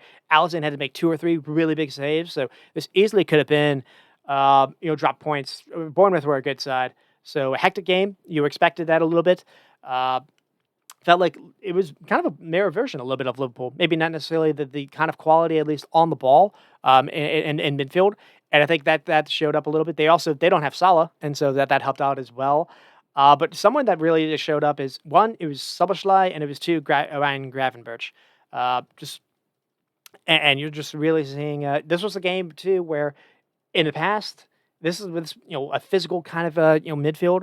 These are the games that have struggled or that have troubled Gravenberch when he's been asked to play a little bit kind of in midfield by himself. Here, really did feel like the setup really was a 4-2-3-1 where you had Alexis kind of close to him. You had Sloboslai almost like the the uh, the the one that was kind of the cam role or the free attacker role. And what was happening is Luis Diaz was dropping in, and Sloboslai was almost like the number 9 in some cases. So sometimes the guy that was kind of furthest forward, and you saw that in a lot of the creation for Liverpool had. That wasn't really leading to a lot of saves for Kepa to make, but you did see uh, Szoboszlai actually getting in some pretty good areas where maybe he could have done a little bit better. And then we actually saw for Spurs, Szoboszlai did eventually help lead to one of the goals. Uh, it was one of those cases where I was kind of a little frustrated because again, it was Luis Diaz gets the start instead of Darwin Núñez.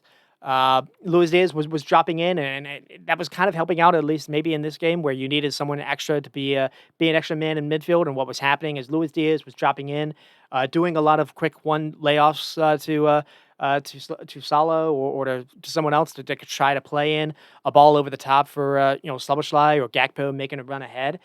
The idea was to try to get someone on Bournemouth to follow, whether it was Kirk, uh, whether it was Zabaneri or whether it was Housen. And so that was kind of the idea there, and it was working for a little bit. They did get some pretty decent opportunities, but it wasn't enough. And so that's kind of where we are for the game. Bournemouth 14 shots, but only 3 on target, so that was a little bit of their story. Liverpool did have 19 and 7, but really the story of the game was just not getting enough shots on goal. Allison, when they were on goal, was able to beat them. The other thing to say is Liverpool, I think, did eventually edge it in possession, 51%, but they were the second place team in that respect for a lot of that second half, and that's not something you usually say versus this Liverpool team. Bournemouth were very, very good, and just Liverpool were they had Salah. Salah carried the day. Salah carries the offense, and not doing any transfer business I think is risky because if anything happens to him, I don't really know where this team can finish. So that's kind of where we are with them. Things to kind of lead off as well. Luis Diaz false 9. I don't really love it, but here Luis Diaz kind of drops in, kind of takes in these places in midfield. You have Cody Gakpo that basically takes his place. You're playing in the middle instead. Cody Gakpo is 6'3", and he showed he can actually be a target man in the box. He showed it versus Ipswich. Gakpo gets the first goal, making a run into the box versus Spurs in the midweek as well. Sometimes Luis Diaz actually goes out wide, but I don't really feel like he's the best out wide anymore either. He doesn't really take people on. He played actually. He got the start versus Plymouth Argyle, and he did not look that great. Not gonna lie. So it's kind of I don't really know where Luis Diaz actually best works. I feel like if fit, Darwin Núñez is your best number 9 because he causes enough chaos where you have to respect it. Luis Diaz doesn't do that enough. But the other people to talk about is it was a game of midfield, and so Ryan Gravenberch, again, the Alexis being closer to him, I think helped out too. But it felt like Liverpool were doing better to handle the spaces in midfield, again, central and out wide. Kirkes being less involved in the second half, I think helped out too, because you have two that can handle out wide than just one. So I thought after Gravenberch was actually doing well to actually shadow a little bit to help Trent out on that side.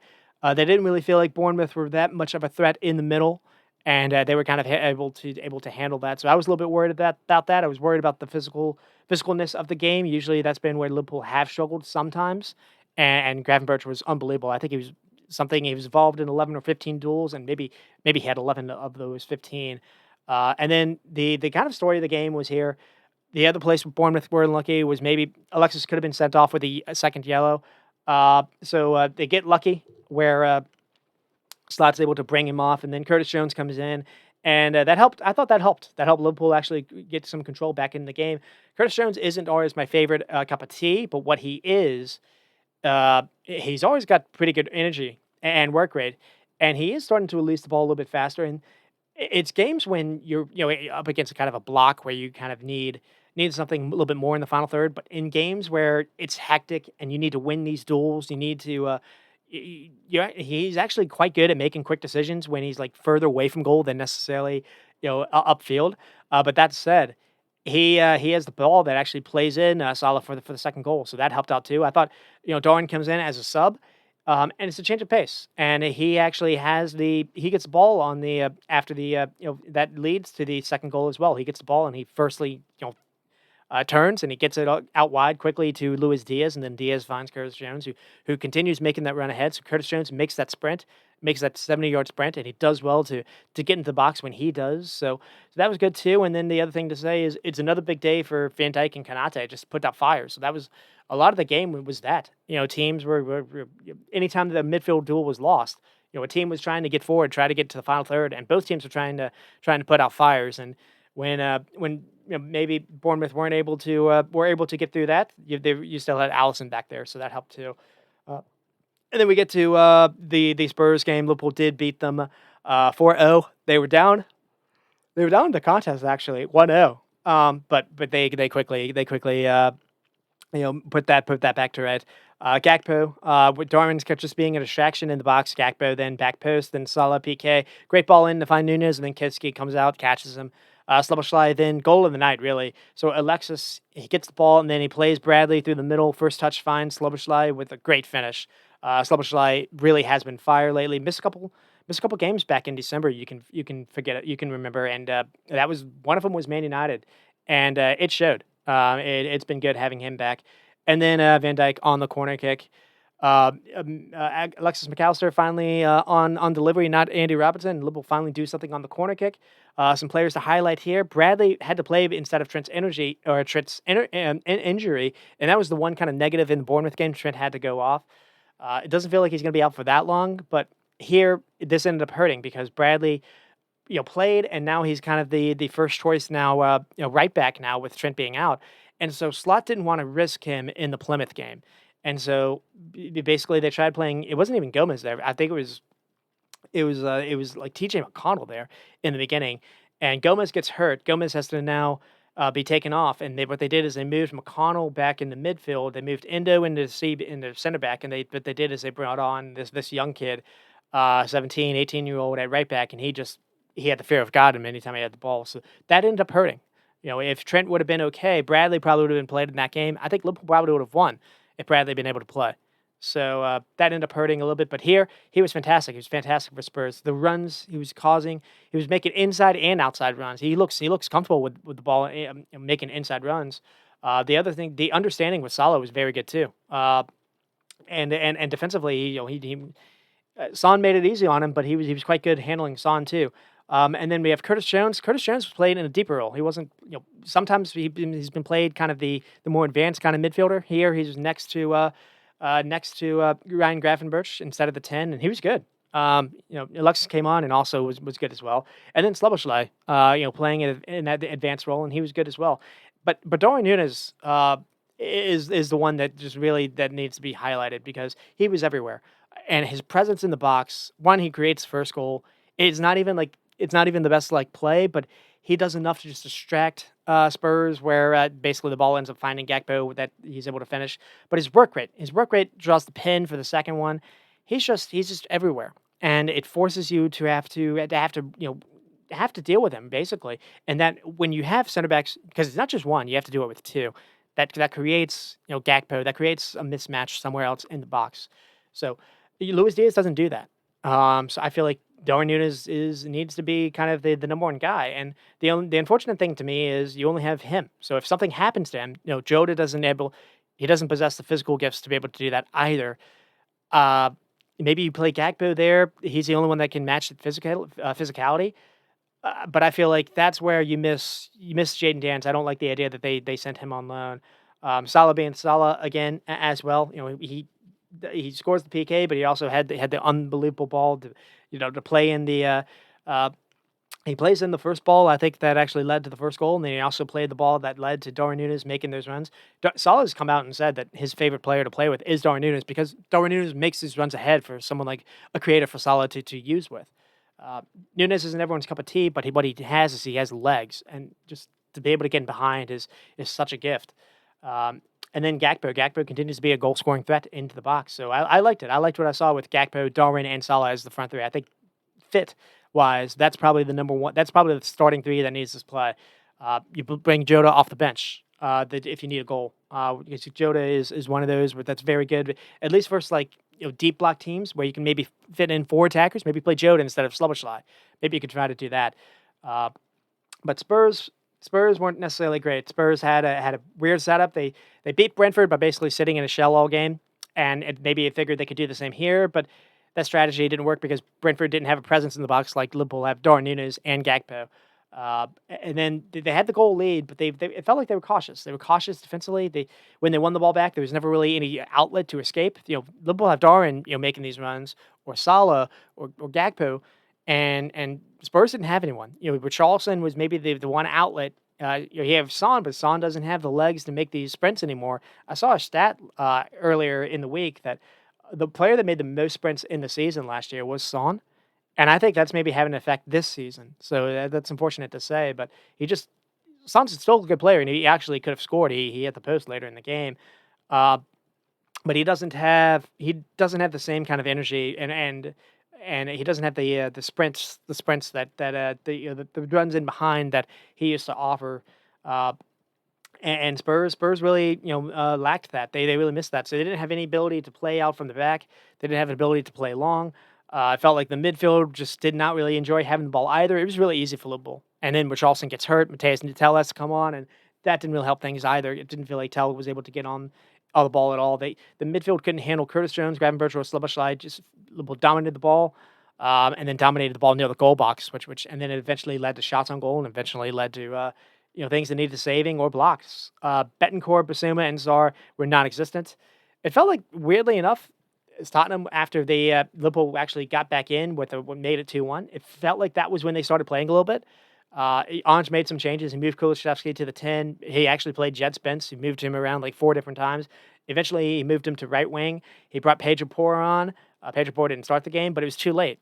So it made a bit of a go in the second half, but still too late. And even still, Liverpool still scored pretty comfortably. So that's kind of where we are for them. With Bournemouth, already kind of talked about there. Uh, Again, not many games where Liverpool are outpossessed, so real credit there. And again, a different day, they could have done something more. I've spent a lot of time talking about them over the last couple of episodes. That Kirkus overlap that they offer, it's different. It reminds me of how Liverpool used to play a little bit with Robertson, in his prime. Not necessarily saying Kirk is the new Robertson, because I don't really know if Kirk has that delivery, but the energy wise, he does remind me a little bit of Robertson, and the overlap is hell, especially with Semenya. That's a little if you're defending, if you're a defender being asked to like handle that 1v1, good luck with that. And Trent was really getting killed, at least in that first half. Liverpool were better in the second half because they were asking Ryan Gravenberch to kind of take on that a little bit. And once that happened, Bournemouth did struggle a little bit when it came to trying to create through the middle. Instead, they were asking Ryan Christie or Cliver to create through the middle instead. And again, they did have their moments, but it just wasn't enough. Uh, and then we get to Nottingham and Brighton. See how we're doing for time. Let's see. All right, and moving on to Nottingham and Brighton, and this is the big one. This is the one that probably was kind of the well, I guess Man City would be the other shocker, but really no one, I don't think, would have expected this. Nottingham Forest was looking to rebound, and they did. They certainly they did that, and even more so. They win 7-0. It may be a little kind of misleading. I don't necessarily know how much I can say about that. I mean, they completely fell apart in the second half.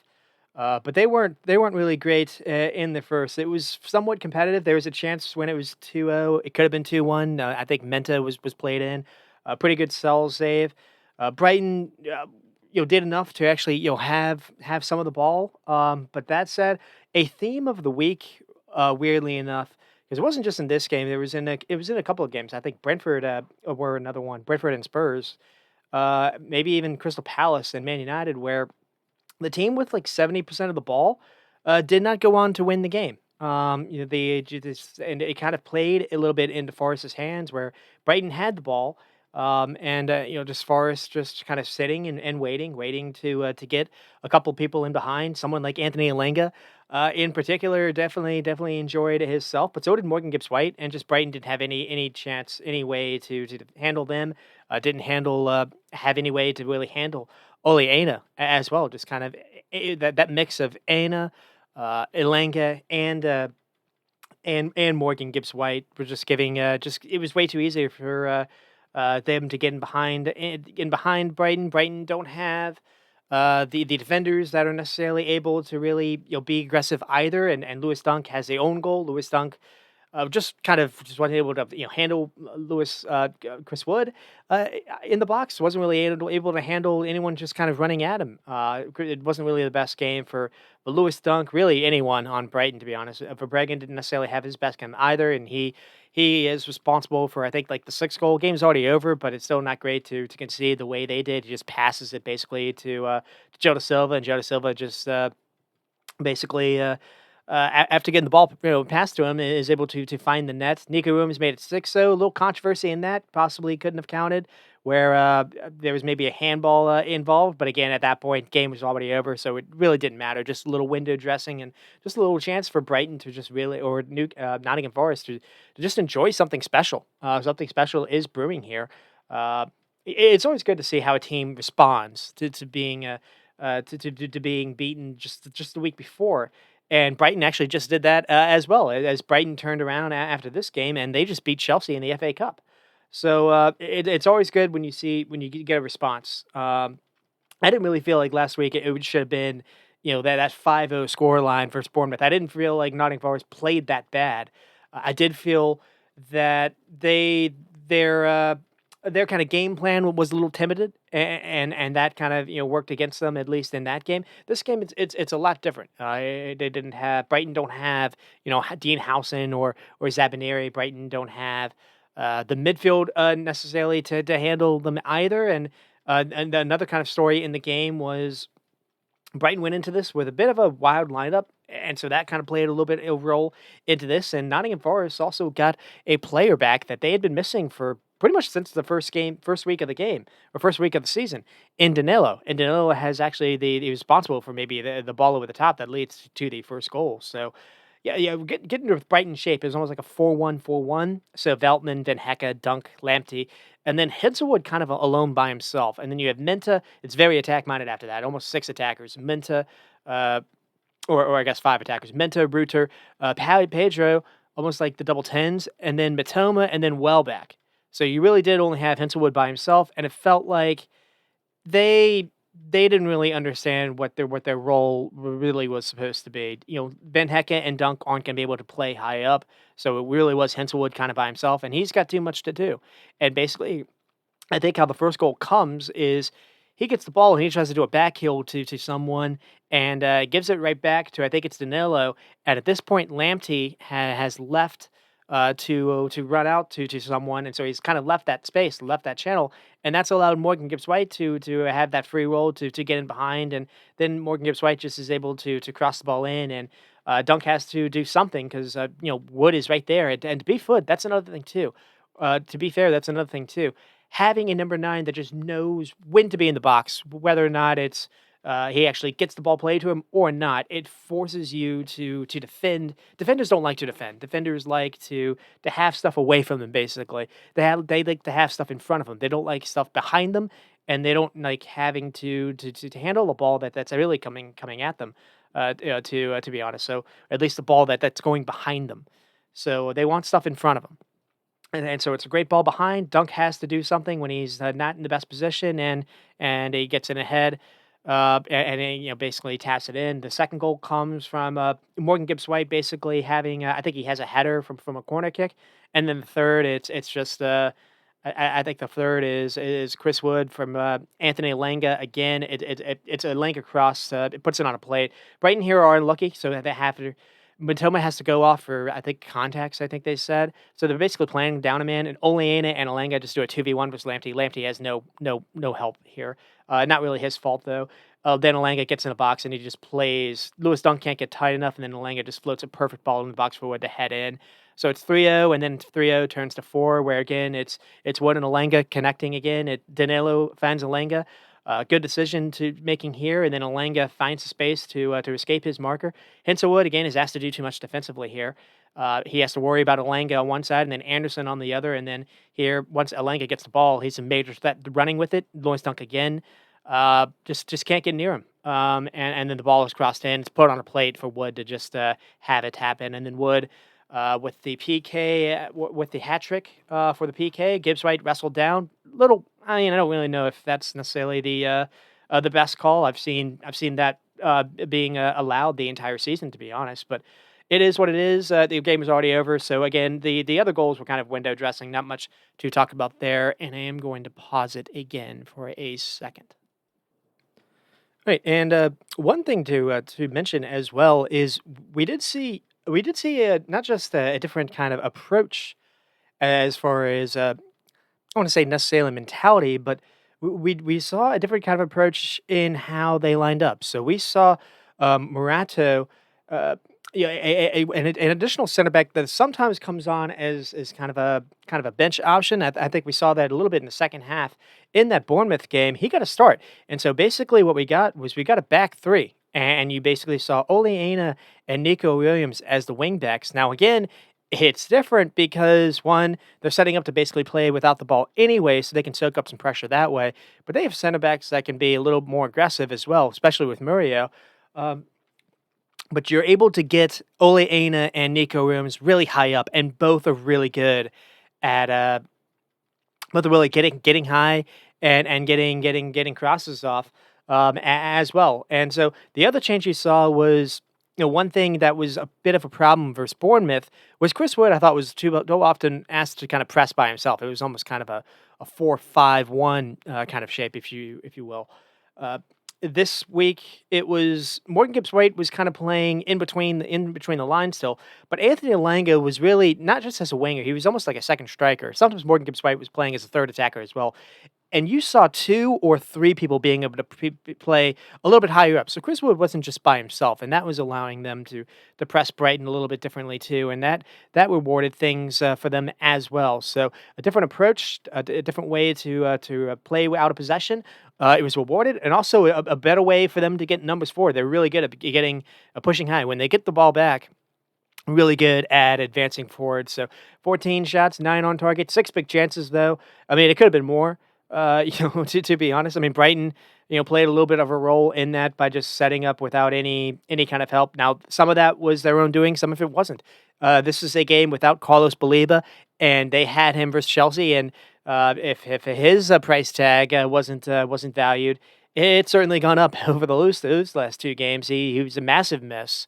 Ayori, I don't think was able to play either. They didn't have any midfield help. They only had Henselwood, who's not really a midfielder. I think they've been most of the times they feel like they've tried him sometimes in midfield, sometimes at fullback. He's just kind of there. But they're asking him to handle midfield by himself versus this Nottingham team was not ideal. So it did not work out. We get to Nottingham Forest. Chris Wood having a hat trick as well. I talked about all these other players. Chris Wood has a hat trick, continues to have his great goal scoring season. Danilo Beck offered them a little something different. Gets the ball back on any kind of these duels, and he immediately looks to try to get the ball forward. Maybe it's something that Ryan Yates wouldn't have done. So good to see him back, just to have an option. Elanga has a hat trick of assists, and he continues to just flourish, whether or not on the left side or the right side. It seems he can play on either. And you look at what Man United have done, and they have made a mistake by giving him away. To be honest, and then they brought in a manager that doesn't like playing with width, so maybe it wouldn't have mattered. But they gave him away when Ten Hag was there, and yeah, it was. Man United probably are not enjoying that sale, but Elanga is. He's still young, but he's improved dramatically. He's always been a good runner, but he's improved with his delivery and his final third decision making. And eventually, you figure goals are going to come with this as well. But here he gets the hat trick of assists. It's easy to create also for someone like Chris Wood, who is always going to be on the box, and you put something on a play for him, he's going to finish. And then Morgan Gibbs White. I've spoken about this before. It's that modern day number 10. It's that free roll, do it all player. He can also play in midfield for you too, but he can run wherever the open space is to create an overload somewhere.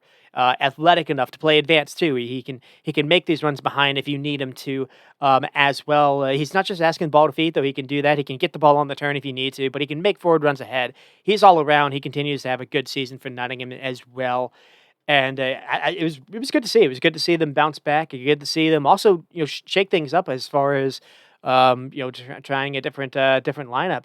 Now, the only question is it's one thing to do this versus a side that plays into your trap a little bit. If you go against, say a Crystal Palace that also want to kind of line up a little bit, similar. How do you break teams down that way? Now, one thing you can say is you got someone like Chris Wood. You don't have to have a lot of chances. You just cross something in, and he's going to find he's going to create a chance for himself essentially, and that's as long as they keep him healthy. Nottingham Forest is still going to be here. We'll see if they can finish in the final top four or not. But a good way for them to bounce back after that rough Bournemouth game. And for Brighton, it was about who they were missing. No Baliba, no senior midfielders really available. Jorginho Rutter and Yao Pedro are good players that I really like, but I don't really like them necessarily together. When it's you also have Welbeck, it was way too many attack minded players with Minta and Mitoma as well. And you get that. This is what the kind of game that you get. You've got that many attackers. And they did have moments to attack.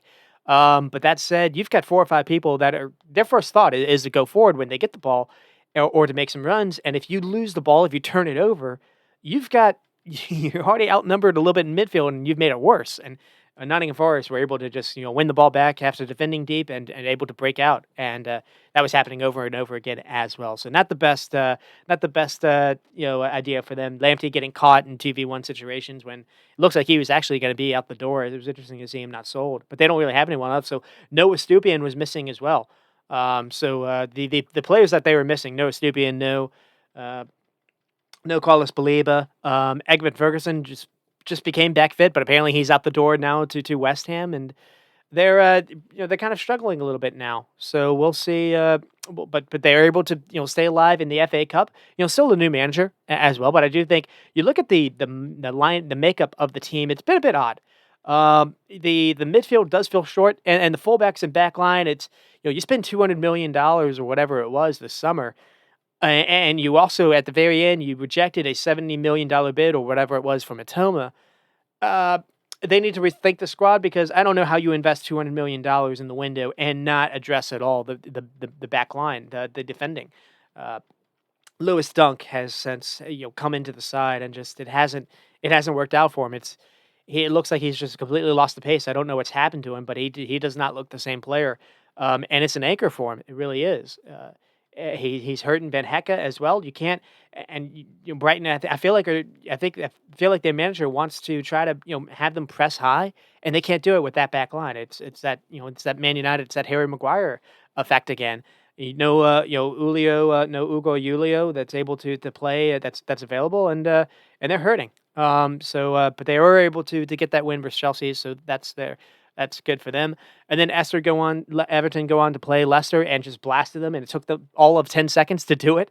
So that's never good if you're a Leicester fan. And then Leicester almost turned around, and they had Man United, where Ruben van Nistelrooy returned to Old Trafford after I think his last game when he was in charge of Man United as a caretaker role, he actually beat Leicester pretty comfortably. He took a Leicester side that had just gotten destroyed and embarrassed by Everton, and gave themselves a pretty good run out versus Man United. It looked like it was going to be a 1-1 kind of game, and then out of nowhere, Harry Maguire at the very end, offsides, I believe it was, but was able to get the late goal to keep Man United in the FA Cup, coming at Van Nistelrooy's and Leicester's expense. So at least they were able to bounce back there. They didn't have Vardy that game. And it looks like in that game, at least, where they had to take Patson Daka out towards the end, and they kind of just lost any kind of momentum they had before that. Before that, they actually were the better side than Man United, in my opinion. But it doesn't really matter, because they went knocked out. But here, they were not competitive at all. And 10 seconds is not easy to start that way. But then in the 6th minute, it became 2 with Beto. And so the first goal, it's just Everton going long. Beto does a really good job to actually screen Decore, and then Decore runs off it. Ball bounces kindly to him, and there's a little bit of fortune there. The second goal, though, it's really good play by Everton, but it's poor. It's poor by Leicester. It's a clever through ball by Tarkowski, but Tarkowski gets the ball, no ball pressure on him. And then the back line is kind of high, and Beto's just be able to run behind it. Vestergaard and to Route phase, just not their best game. And one of them was actually, I believe it was Vestergaard, was actually punished a little bit because one of the reasons why they were good versus Man United was, I think his name is Okieli or Okelly, was played instead of Vestergaard. But so you make it 2-0. It's a really clever run by Beto, and it's also a clever finish. It's a composed finish. You wouldn't expect that from Beto. And then 2-0 became 3, and it's also really good football by Everton as well. Leicester not pressing the center backs on the ball. Tarkowski again able to bait the press coming at him. Then he doesn't just launch it long. He brings in Idrissa Gueye to come towards him. Plays Gueye the ball. Then Gueye beats Elkainos to gamble on him, and then Gueye with a kind of a back heel finds James Garner, and James Garner then with his head up high plays just a beautiful forward ball that splits the two center backs of Leicester.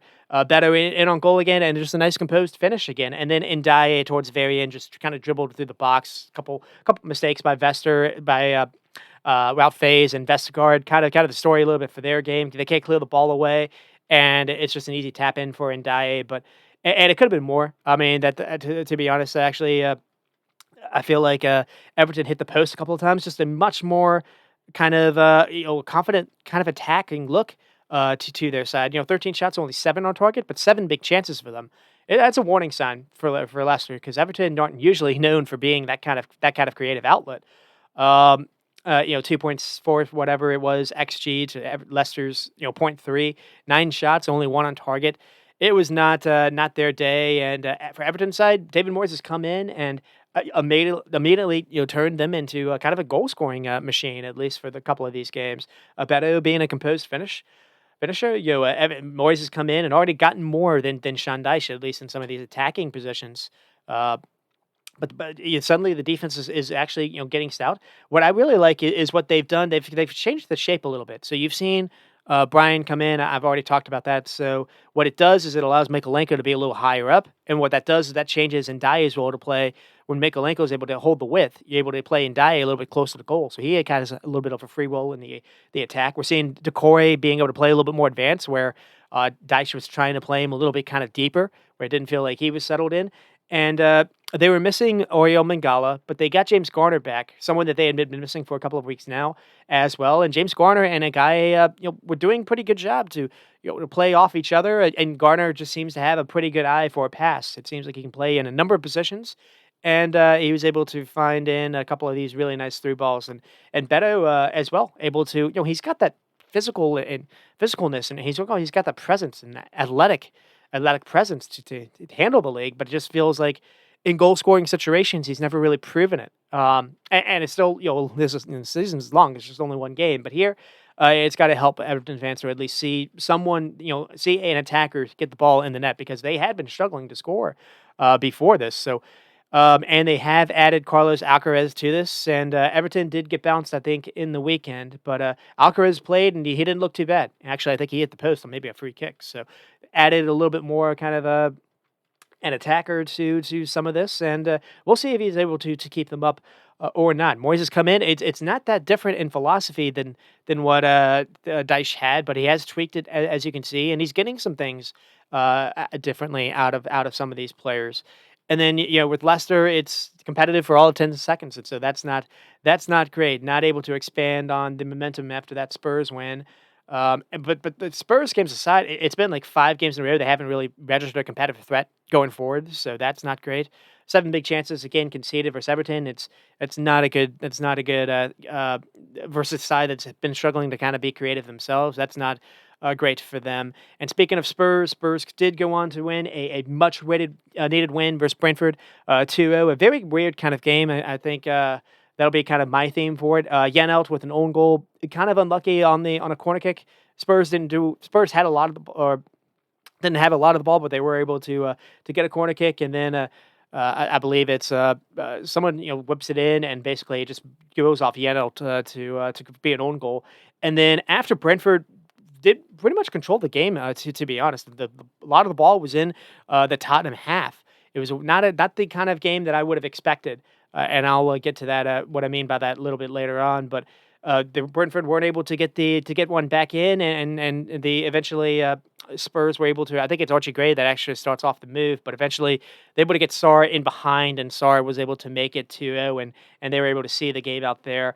Spurs needed that desperately, and they get it. It doesn't really matter how they get it. They needed to stop the bleeding, and they did. There was some talk that maybe this could bounce them forward at least for what they could play versus Liverpool in that League Cup game semifinal where they had the lead, and no. Uh, but you saw a different game plan, but I feel like they have to play a different game plan because again, what they have at the back has been hurting them in so many of these games where Archie Gray or Ben Davies, it's been you can't play them in a high line and you can't really have them being high press or high up. You can't have the fullbacks being high up.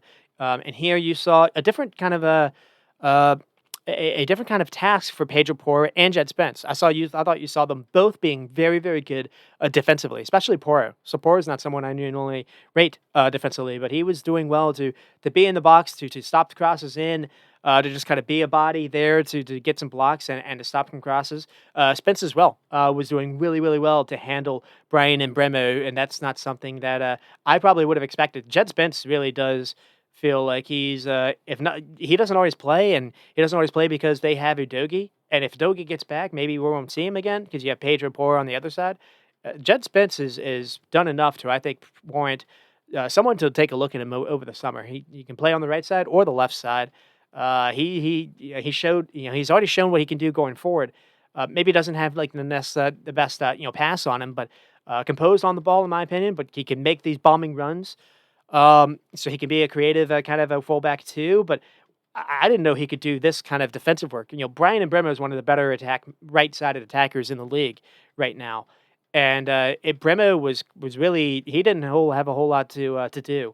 And Brentford were trying to get him. They were trying to get him isolated with because he was really the only outlet to go forward, and he was doing a really good job to lock in. So the Spurs get this. They get it by being very, very defensive minded the entire game. And again, that goes to what I was saying, where it's not what I would have expected. The game was different for both teams. Spurs in that shape, setting off the ball. Brentford having lots of it in the final third and being asked to break down a defense. Brentford weren't asked to just being able to play either a basketball game which suits them, or being able to defend without the ball and actually break themselves. For the most part, they had the ball and they were able to dominate it. So it turned into almost like a chess match instead of that basketball nature. And Brentford were forced to cross the ball in a whole lot. I think crosses were the main weapon.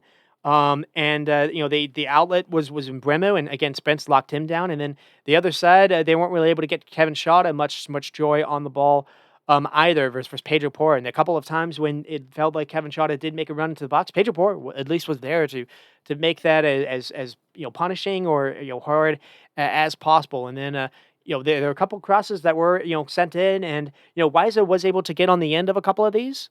So it wasn't a defensive masterclass by Archie Gray or Ben Davies, but it was one of those cases where Wiza wasn't able to put him away.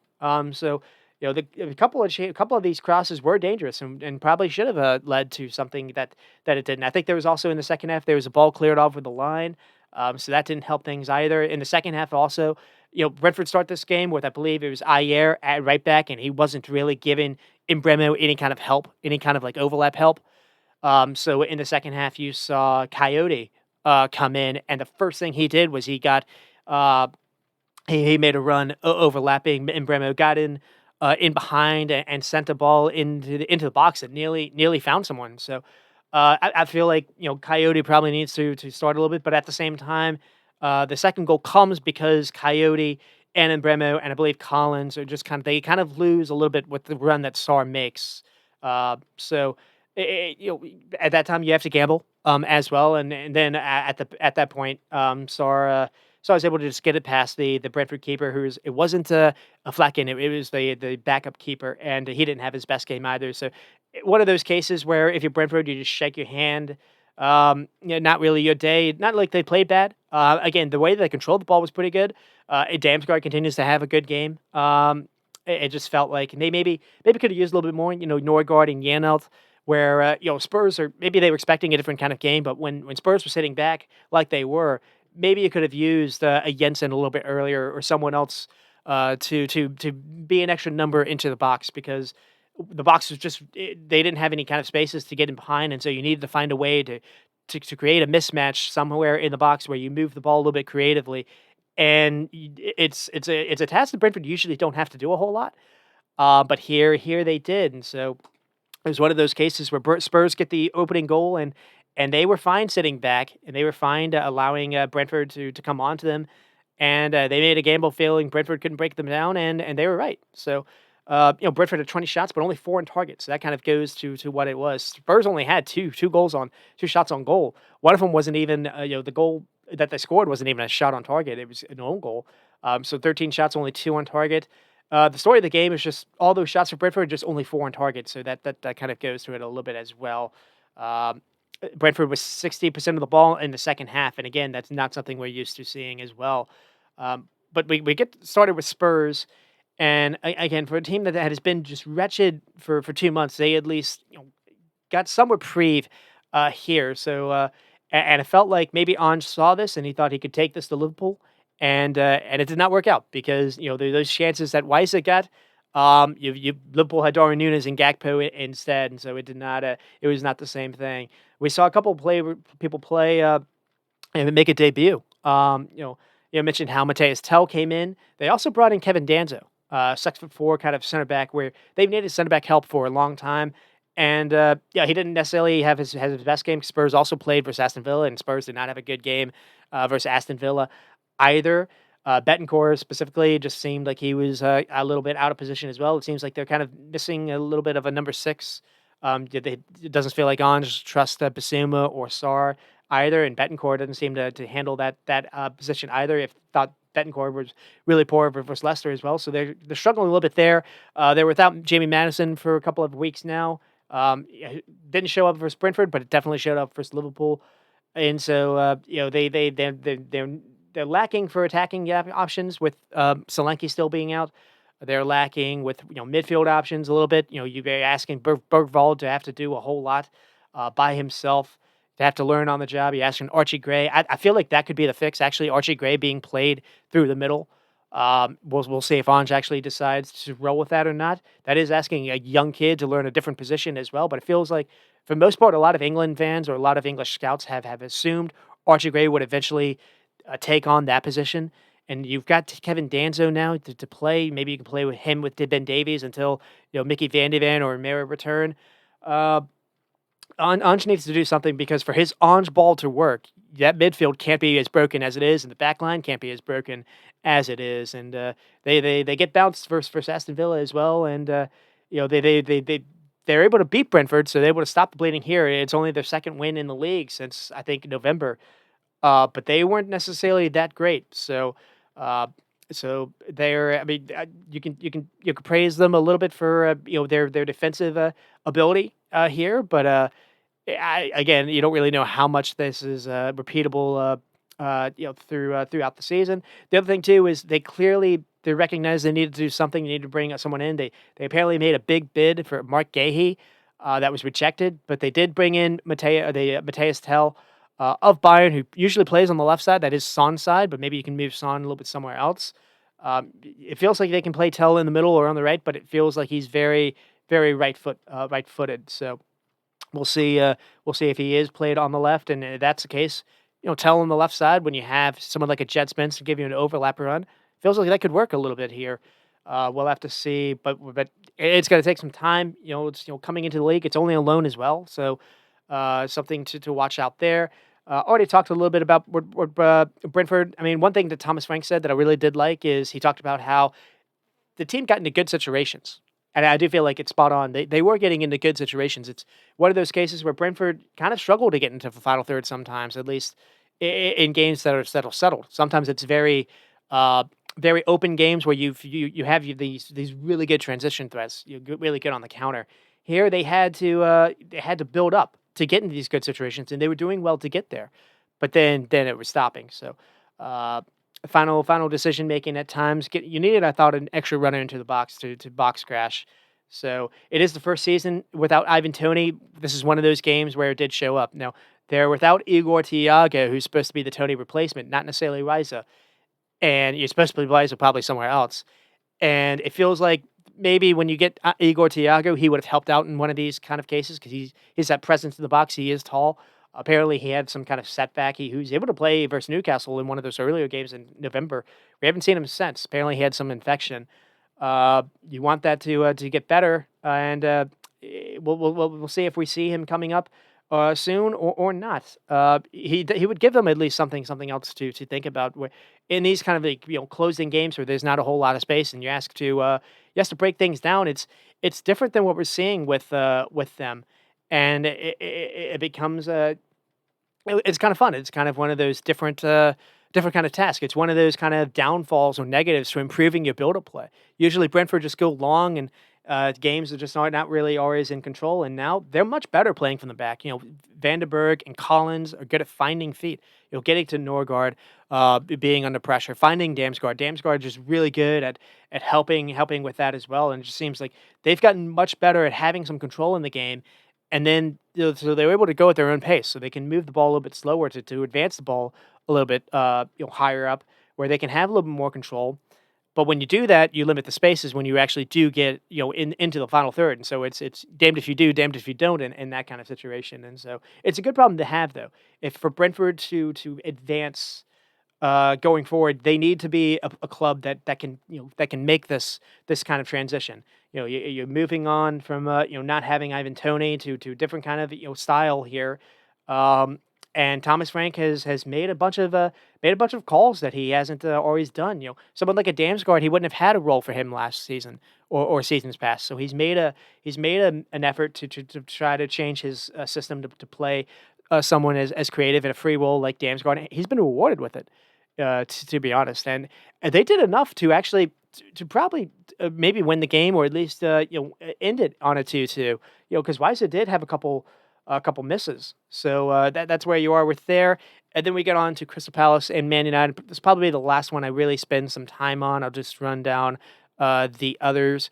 Crystal Palace go on to win 2-0. And the story, Mateta gets the 2 goals, and he continues to just kind of be Mr. Reliable. Man United continue to kind of be weirdly okay in Europe, but in league form, it's whether or not it's stubborn. The manager's stubbornness to his philosophy.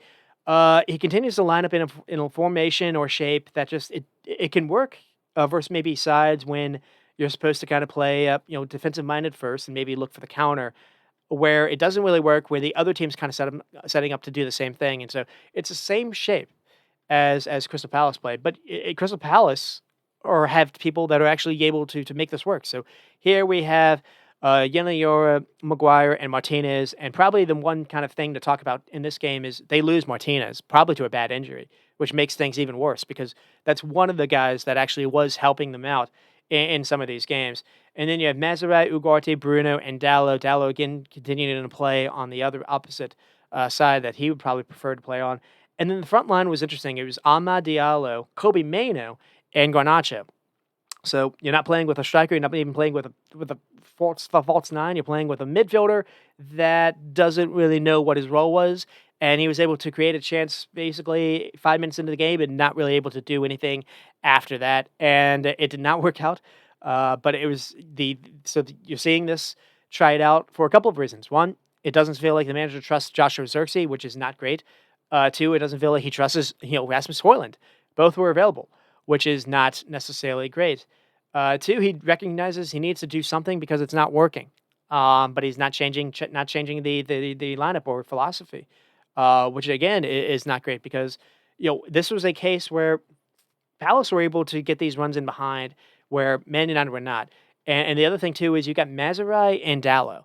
Dallo can be a bombing forward kind of wingback for you, but when you're playing him on the other side, he's not gonna swing across in with his left foot. He doesn't necessarily have that. And Mazzarri being played on the right, it feels like he could actually be maybe the fix for them as Martinez is not going to be able to play. Maybe you play Lenioro there instead, and you move Martinez actually to being your third center back, and maybe you play De Ligt instead of Maguire because I don't think Maguire works out for them either. That way you can play Dallo on that side, and you can play the new guy that you brought in, Patrick Dogu, on the other. But because Mazraoui can has a right foot, but he doesn't get forward. He's not able to help out Amad Diallo. So it's a very weird way to play. You've got a back line that can't really help out your midfield. You've got wing backs that have to kind of do a duty themselves. You've got Ugarte and Bruno that really have to do the midfield is really too stretched. You only have two in there as well, and you've got a front line that really has no help with them when they go forward. So it's a very kind of weird way to play. It'd be one thing to do if Man United were kind of one of these sides that just trying to stay up in the championship, and you're trying to like look to be on the counter. You're trying to set up to only have 30% of the ball, but they set up to have majority of possession. Uh, so it's a bit of a surprise to see how but again, they brought this guy in to come in with that in mind. They knew that it wasn't necessarily going to be a quick fix, and so I hope they continue to have that in mind because he needs to have some guys to come in that fixes this because a lot of these players don't really work. And on the flip side, Palace do have that. Chris Richards, Lacroix, and Mark Gahey can all play higher up.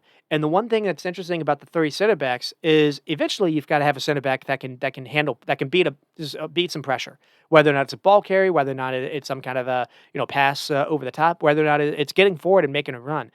Palace have that. Palace also have center backs that can be really aggressive and can play higher up and can be closer to Lerma and Hughes. Man United don't. Harry Maguire is basically 30 yards away from where Manuel Ugarte is for a lot of that game. The disconnect is unreal.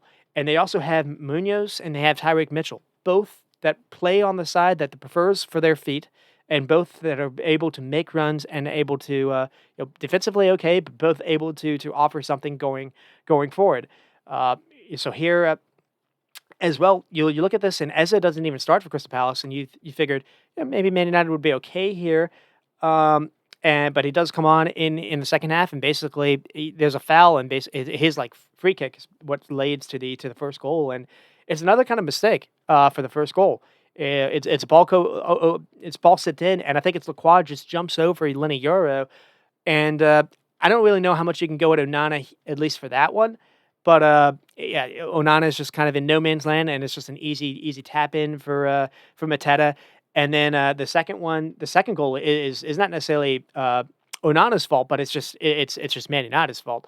Uh, it- Munoz gets the ball, the fullback, and he just makes a run just all the way through, and it's all the way through the middle. It's not even out wide, and no one picks it up.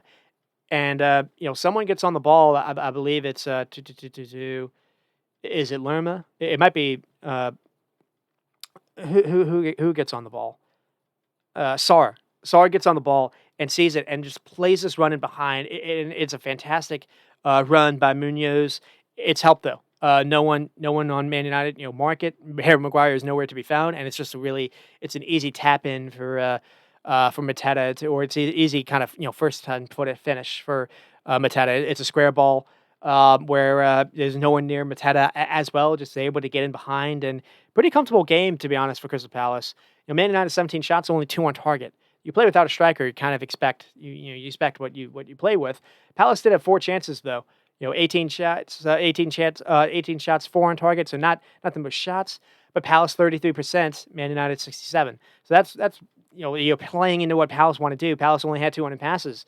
It doesn't really matter. They seem to have more of an idea of what to do with the ball than Man United did. They also have they have a reliable striker in Mateta. They have some creation with Sar and when Eza came on, Eza as well. I thought the midfield with Hughes and Lerma did a little bit better when they got on the ball. Than Ugarte and Bruno. But really, it's the whole package. It's the back line. It's the 3 center backs. It's the wing backs for them. And to speak up with Crystal Palace, it's a good way for them to bounce back after the Brentford game. Um, and just again, unlike Man United, this Palace are built to kind of play this way. So, and there's space for them to attack and to counter.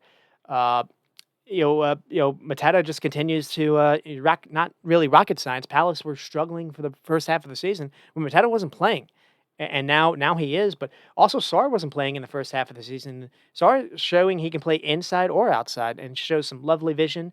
So he's not just a transition player. And with I believe Chalobah being recalled back from Chelsea, Chris Richards now has a chance to maybe start every game. And he had a couple of timely blocks as well. He doesn't always have his best game, but at least it's good for him to get some playing time. It's good for him to learn on the job. We're seeing how Maxence Lacroix and Mark Gahey play, and the again with Palace in the middle, Hughes and Lerma again felt like they had more of an idea of what to do than Ugarte and Bruno. And then we'll end with what Man United have to end with.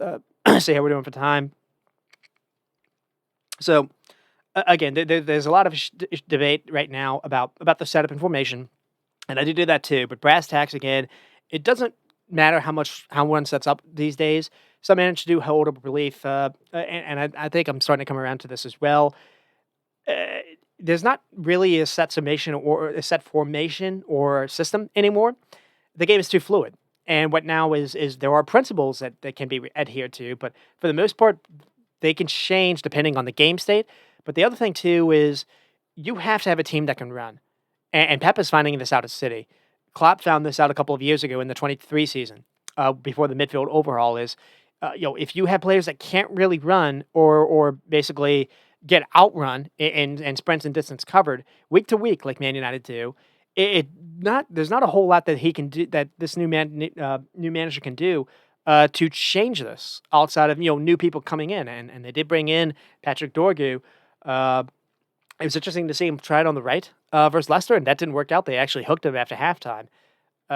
You imagine he's supposed to be played on the left and supposed to be the new left wing back. So we'll see if he is or not. But the reasons again why this isn't working for the big clubs at least is I think the back three, the way he's playing, it's situational. So it can be used for control. So if you're being pressed, you've got three center backs to actually handle the ball with the goalkeeper.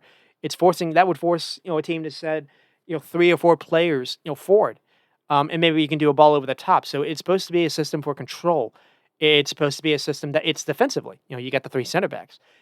So eventually, you versus a team that you're supposed to take the game to someone, and that's what I mean by smaller teams. A team that's not really expected to be as competitive, or not.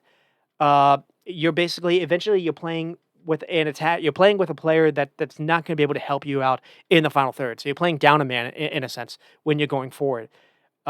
Inter play this way, but they are an exception because their back three changes and it's fluid. And their center backs can cover more ground than Man United, and their center backs can offer you something going forward as well. So it's not the same. It's not the best comparison to make. The only one to think about is Conte. Conte with Chelsea or Tuchel with Chelsea. And the thing to talk about there is they had unique profiles. You had Rudiger, you had Reece James that was really good with his delivery. Man United don't really have that. That Chelsea team was reliant on getting good crosses into the box. They were also reliant on having a forward that would make some runs, that would create some spaces for someone like a Mason Mount to or even a Christian Pulisic at that time to create for them as well. And they're kind of Man United again who are struggling with that. You're playing Bruno a little bit deeper now than one of those attack minded players, and I like the idea of playing Bruno there in the sense that he knows how to get players forward, but you're taking away someone that when you get into the final third, he's one of your mid difference makers, and you're playing him. You're playing him as a defensive midfielder now in some cases. So it's a lot of this is square pegs and round holes, especially for their wing backs. So I do feel like possibly if you want to stick with the back three, maybe a 5-4-1 suits them maybe a little bit better, where you have four in midfield, but you would have to play with a striker. And it doesn't feel like he likes having someone that can handle holding on to the ball. It doesn't feel like he trusts Rasmus Højlund in that respects. And, Joshua Zirkzee should have that role. He has the, physical gifts to be at least able to hold on to the ball. He has the touch to be able to do it too, but he doesn't make these runs in behind. So it's struggling. That's kind of where we are for them. And one of the players that was playing well for them in some of these games was Lisandro Martinez. He was the difference maker versus Liverpool. He had the ball that actually helped them beat Man City as well, and to lose him is going to be really big because he was the one that could actually get forward, and he was the one that would have the ability to make a pass to find Garnacho making a run or Amad Diallo making a run. So that missing him is going to be pretty big too, and Man United have some issues here. Whether or not can Omorm come in and just immediately fix this, I don't really know. Because another thing too is I went back and watched a Man City versus Sporting game in the Champions League, and one thing that's very noticeable is they had Ruben Amorim had Victor Gilchrist, who was only basically by himself. I didn't really even think they beat Man City something like 4-1. I didn't even think they played that well of a game. I feel like the scoreline was a little misleading. But one thing that was the case was when Sporting were going forward, if Victor Gilchrist was almost by himself, and you're playing this game with Kobe. You're not even playing with a striker, so you need someone to. I mean, Palace had Mateta, and so one thing that Mateta was doing is he makes a run and he occupies the center backs, and that creates the space for the double tens. The reason why you play something like this is it's supposed to create. It's basically a system created. You have the wing backs, you have the width. It's supposed to you have the one striker when cross balls in. It's supposed to create a gap where double tens can utilize double tens can create for you. Uh, so that's where Bruno is supposed to fit in. That's where maybe someone else is supposed to fit in too. But you don't have the profiles to really make that work.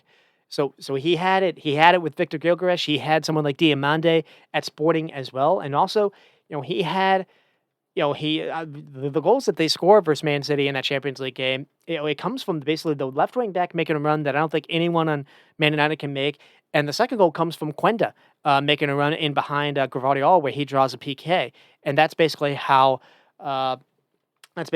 Sporting basically beat Man City. Getting some runs from the wing backs, and it's not something that I do feel like Man United necessarily have. The other thing too is Garnacho doesn't always play. And it feels like, he didn't even start for Leicester. He came on in the second half, and actually, he was the reason why maybe they got back into the game and eventually won it. Uh, it's not necessarily great. And one thing to kind of end with, I do want to touch on this is, I'm mentioning how Man United have this problem. Chelsea have Jackson, who at least is the profile of a striker that you want, but he's not really reliable when it comes to finishing. And we're seeing it, I mentioned Palace with Mateta. We're in a very kind of weird era right now where you have clubs like Nottingham Forest, you have Fulham with Jimenez. I haven't even talked about that game yet. Crystal Palace with Mateta, who do. It's like one of those things where if this was back in the early 2000s, these were the players that would be on Chelsea and Man United.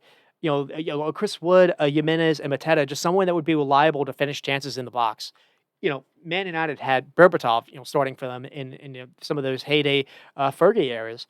Uh, Man City. Well, Man City probably wouldn't be the best example because they had someone like Brazilian Ilenga, no, Elia, that a Brazilian striker that was kind of similar in that respect. Someone that just you wouldn't look at him as someone like a false nine kind of striker. You would look at them as like a pure number nine kind of poacher in the box. Someone that's present, someone that can be good in the air, but someone that takes the chances and finishes them, takes a half chance and finishes. You don't have that at United. You don't have that at Chelsea, and in some extent, you don't have that at Arsenal. And it's kind of weird to say. Some cases, maybe you could argue Liverpool, but Liverpool have Salah, so it doesn't really hurt them. Uh, Man City are like the one that have Holland, and that's kind of it. It's a weird dynamic that we're in, where it feels like a lot of clubs kind of went away from this, where they thought the idea was to not play with a striker, to try to outnumber you in midfield, where you don't really need a striker. A striker is too easy for defenders to mark against. So you try to outclever yourself, I guess. But it's not worked out. And teams that are setting up to not, they don't really care if they have the ball a lot. What they're doing is, they have a number nine, they have someone to be in the box, and they're just sending 50-50 crosses in, and it's working for a lot of these clubs. Mentioned how, and I mentioned Raul Jimenez being one of them, and one that'll probably the last game to touch on as well. Actually, before this, one player that may possibly could have helped them that has since left is Rashford, Marcus Rashford. I feel like the way that Ruben Amorim has set him up has been utterly ridiculous. Uh, they need pace in their attack. I don't, he doesn't maybe suit the idea of a double 10, and maybe he's not a wing back, but you could probably play him as your striker. He can hold the ball up at least. I think he's gonna fly for Aston Villa. I really do. So a little bit surprised by the treatment of him, and then we'll just kind of see where we go from there. Then Newcastle and Fulham. Fulham go on to win 2-1. Newcastle were not really good or actually Newcastle had the majority of the ball in the first half, and then the second half, everything changed. They were not really good in the second half. Everything just flipped into Fulham's favor. It felt like Fulham took a little bit more kind of risk, going forward. It felt like they a couple of the early chances you see actually you see Anderson being in the box, and you also see Calvin Bassey making a run forward. So it felt like they had more license to take more risk. And they get rewarded with it. Where they didn't have a shot even on goal until the second half, and then they had a couple shots to go, and then they get something with Jimenez, and then they get something with Munoz coming in. Newcastle did have the first goal with Jacob Murphy, where Isak, I think, or Gordon has a cross trying to find Isak, and then it basically goes behind him, and then Murphy running in behind. Murphy continues to have a pretty good season for them. But this is a case where Fulham, Newcastle kind of struggled a little bit. I thought they were leggy in the second half. You didn't feel like they were getting close enough to the ball to turn them over. I thought Joe Linton specifically were struggling, and it was just a case of Gordon. They weren't able to get him going much. Isak was able to get a couple chances, and Isak actually did have a cross where put it on the plate for I think Joe Willock when he came on, and Joe Willock just missed. So it could have ended 2-2. It was one of those cases where Newcastle, you didn't know what they were going to see versus Arsenal, and they turned around and they completely turned that around. And I think Eddie Howe maybe saw this and it helped them in what he wanted to decide, because he rested Joe Linton and he played with a third center back. He got Finn Botman back, and that helped him immensely as well. And then with Wolves and Aston Villa, Wolves win 2-0. Aston Villa continued to kind of be hit and miss. This is one of those cases, but they came in with a very labored back line that showed up a little bit here. Watkins picked up an injury, but he was able to play on the weekend, so that's good for them. Of Aston Villa enjoyed what they saw in the FA Cup game, and Aston Villa have added Marcus Rashford and added Marcus Asensio, another kind of right-footed or left-footed attacker that can play on the right side, that can give Leon Bailey maybe some depth and some cover. He can also play as a 10. He could give maybe Morgan Rogers maybe some depth and something to think about. So Aston Villa have to at least they came into this game without a center back. Barbara Kumar had to play, and he didn't have his best game. You're missing Paul Torres, you're missing Tyrone Mings. So it's just really Konza back there.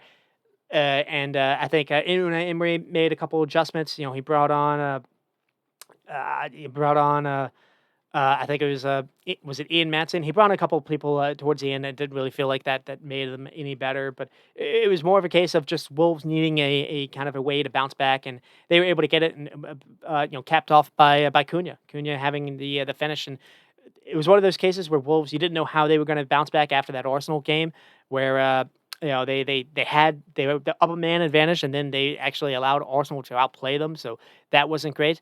Wolves have added a couple people. They've added Agbanahu to play their center back. Guedes I thought was positive when he was coming on. He gets a start for them. He felt like they've been missing an additional attacker for Arsenal, and you have Guedes with some speed, and he got in behind a couple, 3 or 4 times with Aston Villa. They could have seen the game out in the first half. But they didn't. He missed a lot of those chances. A couple of saves by Amy Martinez, but it doesn't matter. They get the big win there, so that's enough to talk about there. And then Ipswich and Southampton, already talked about them, and then that'll probably be it. Where we are. Let's see. Chelsea and West Ham, already talked about them. So, anyways, thank you for joining. We'll try to be back next week, and until then, you stay squatting and stop recording.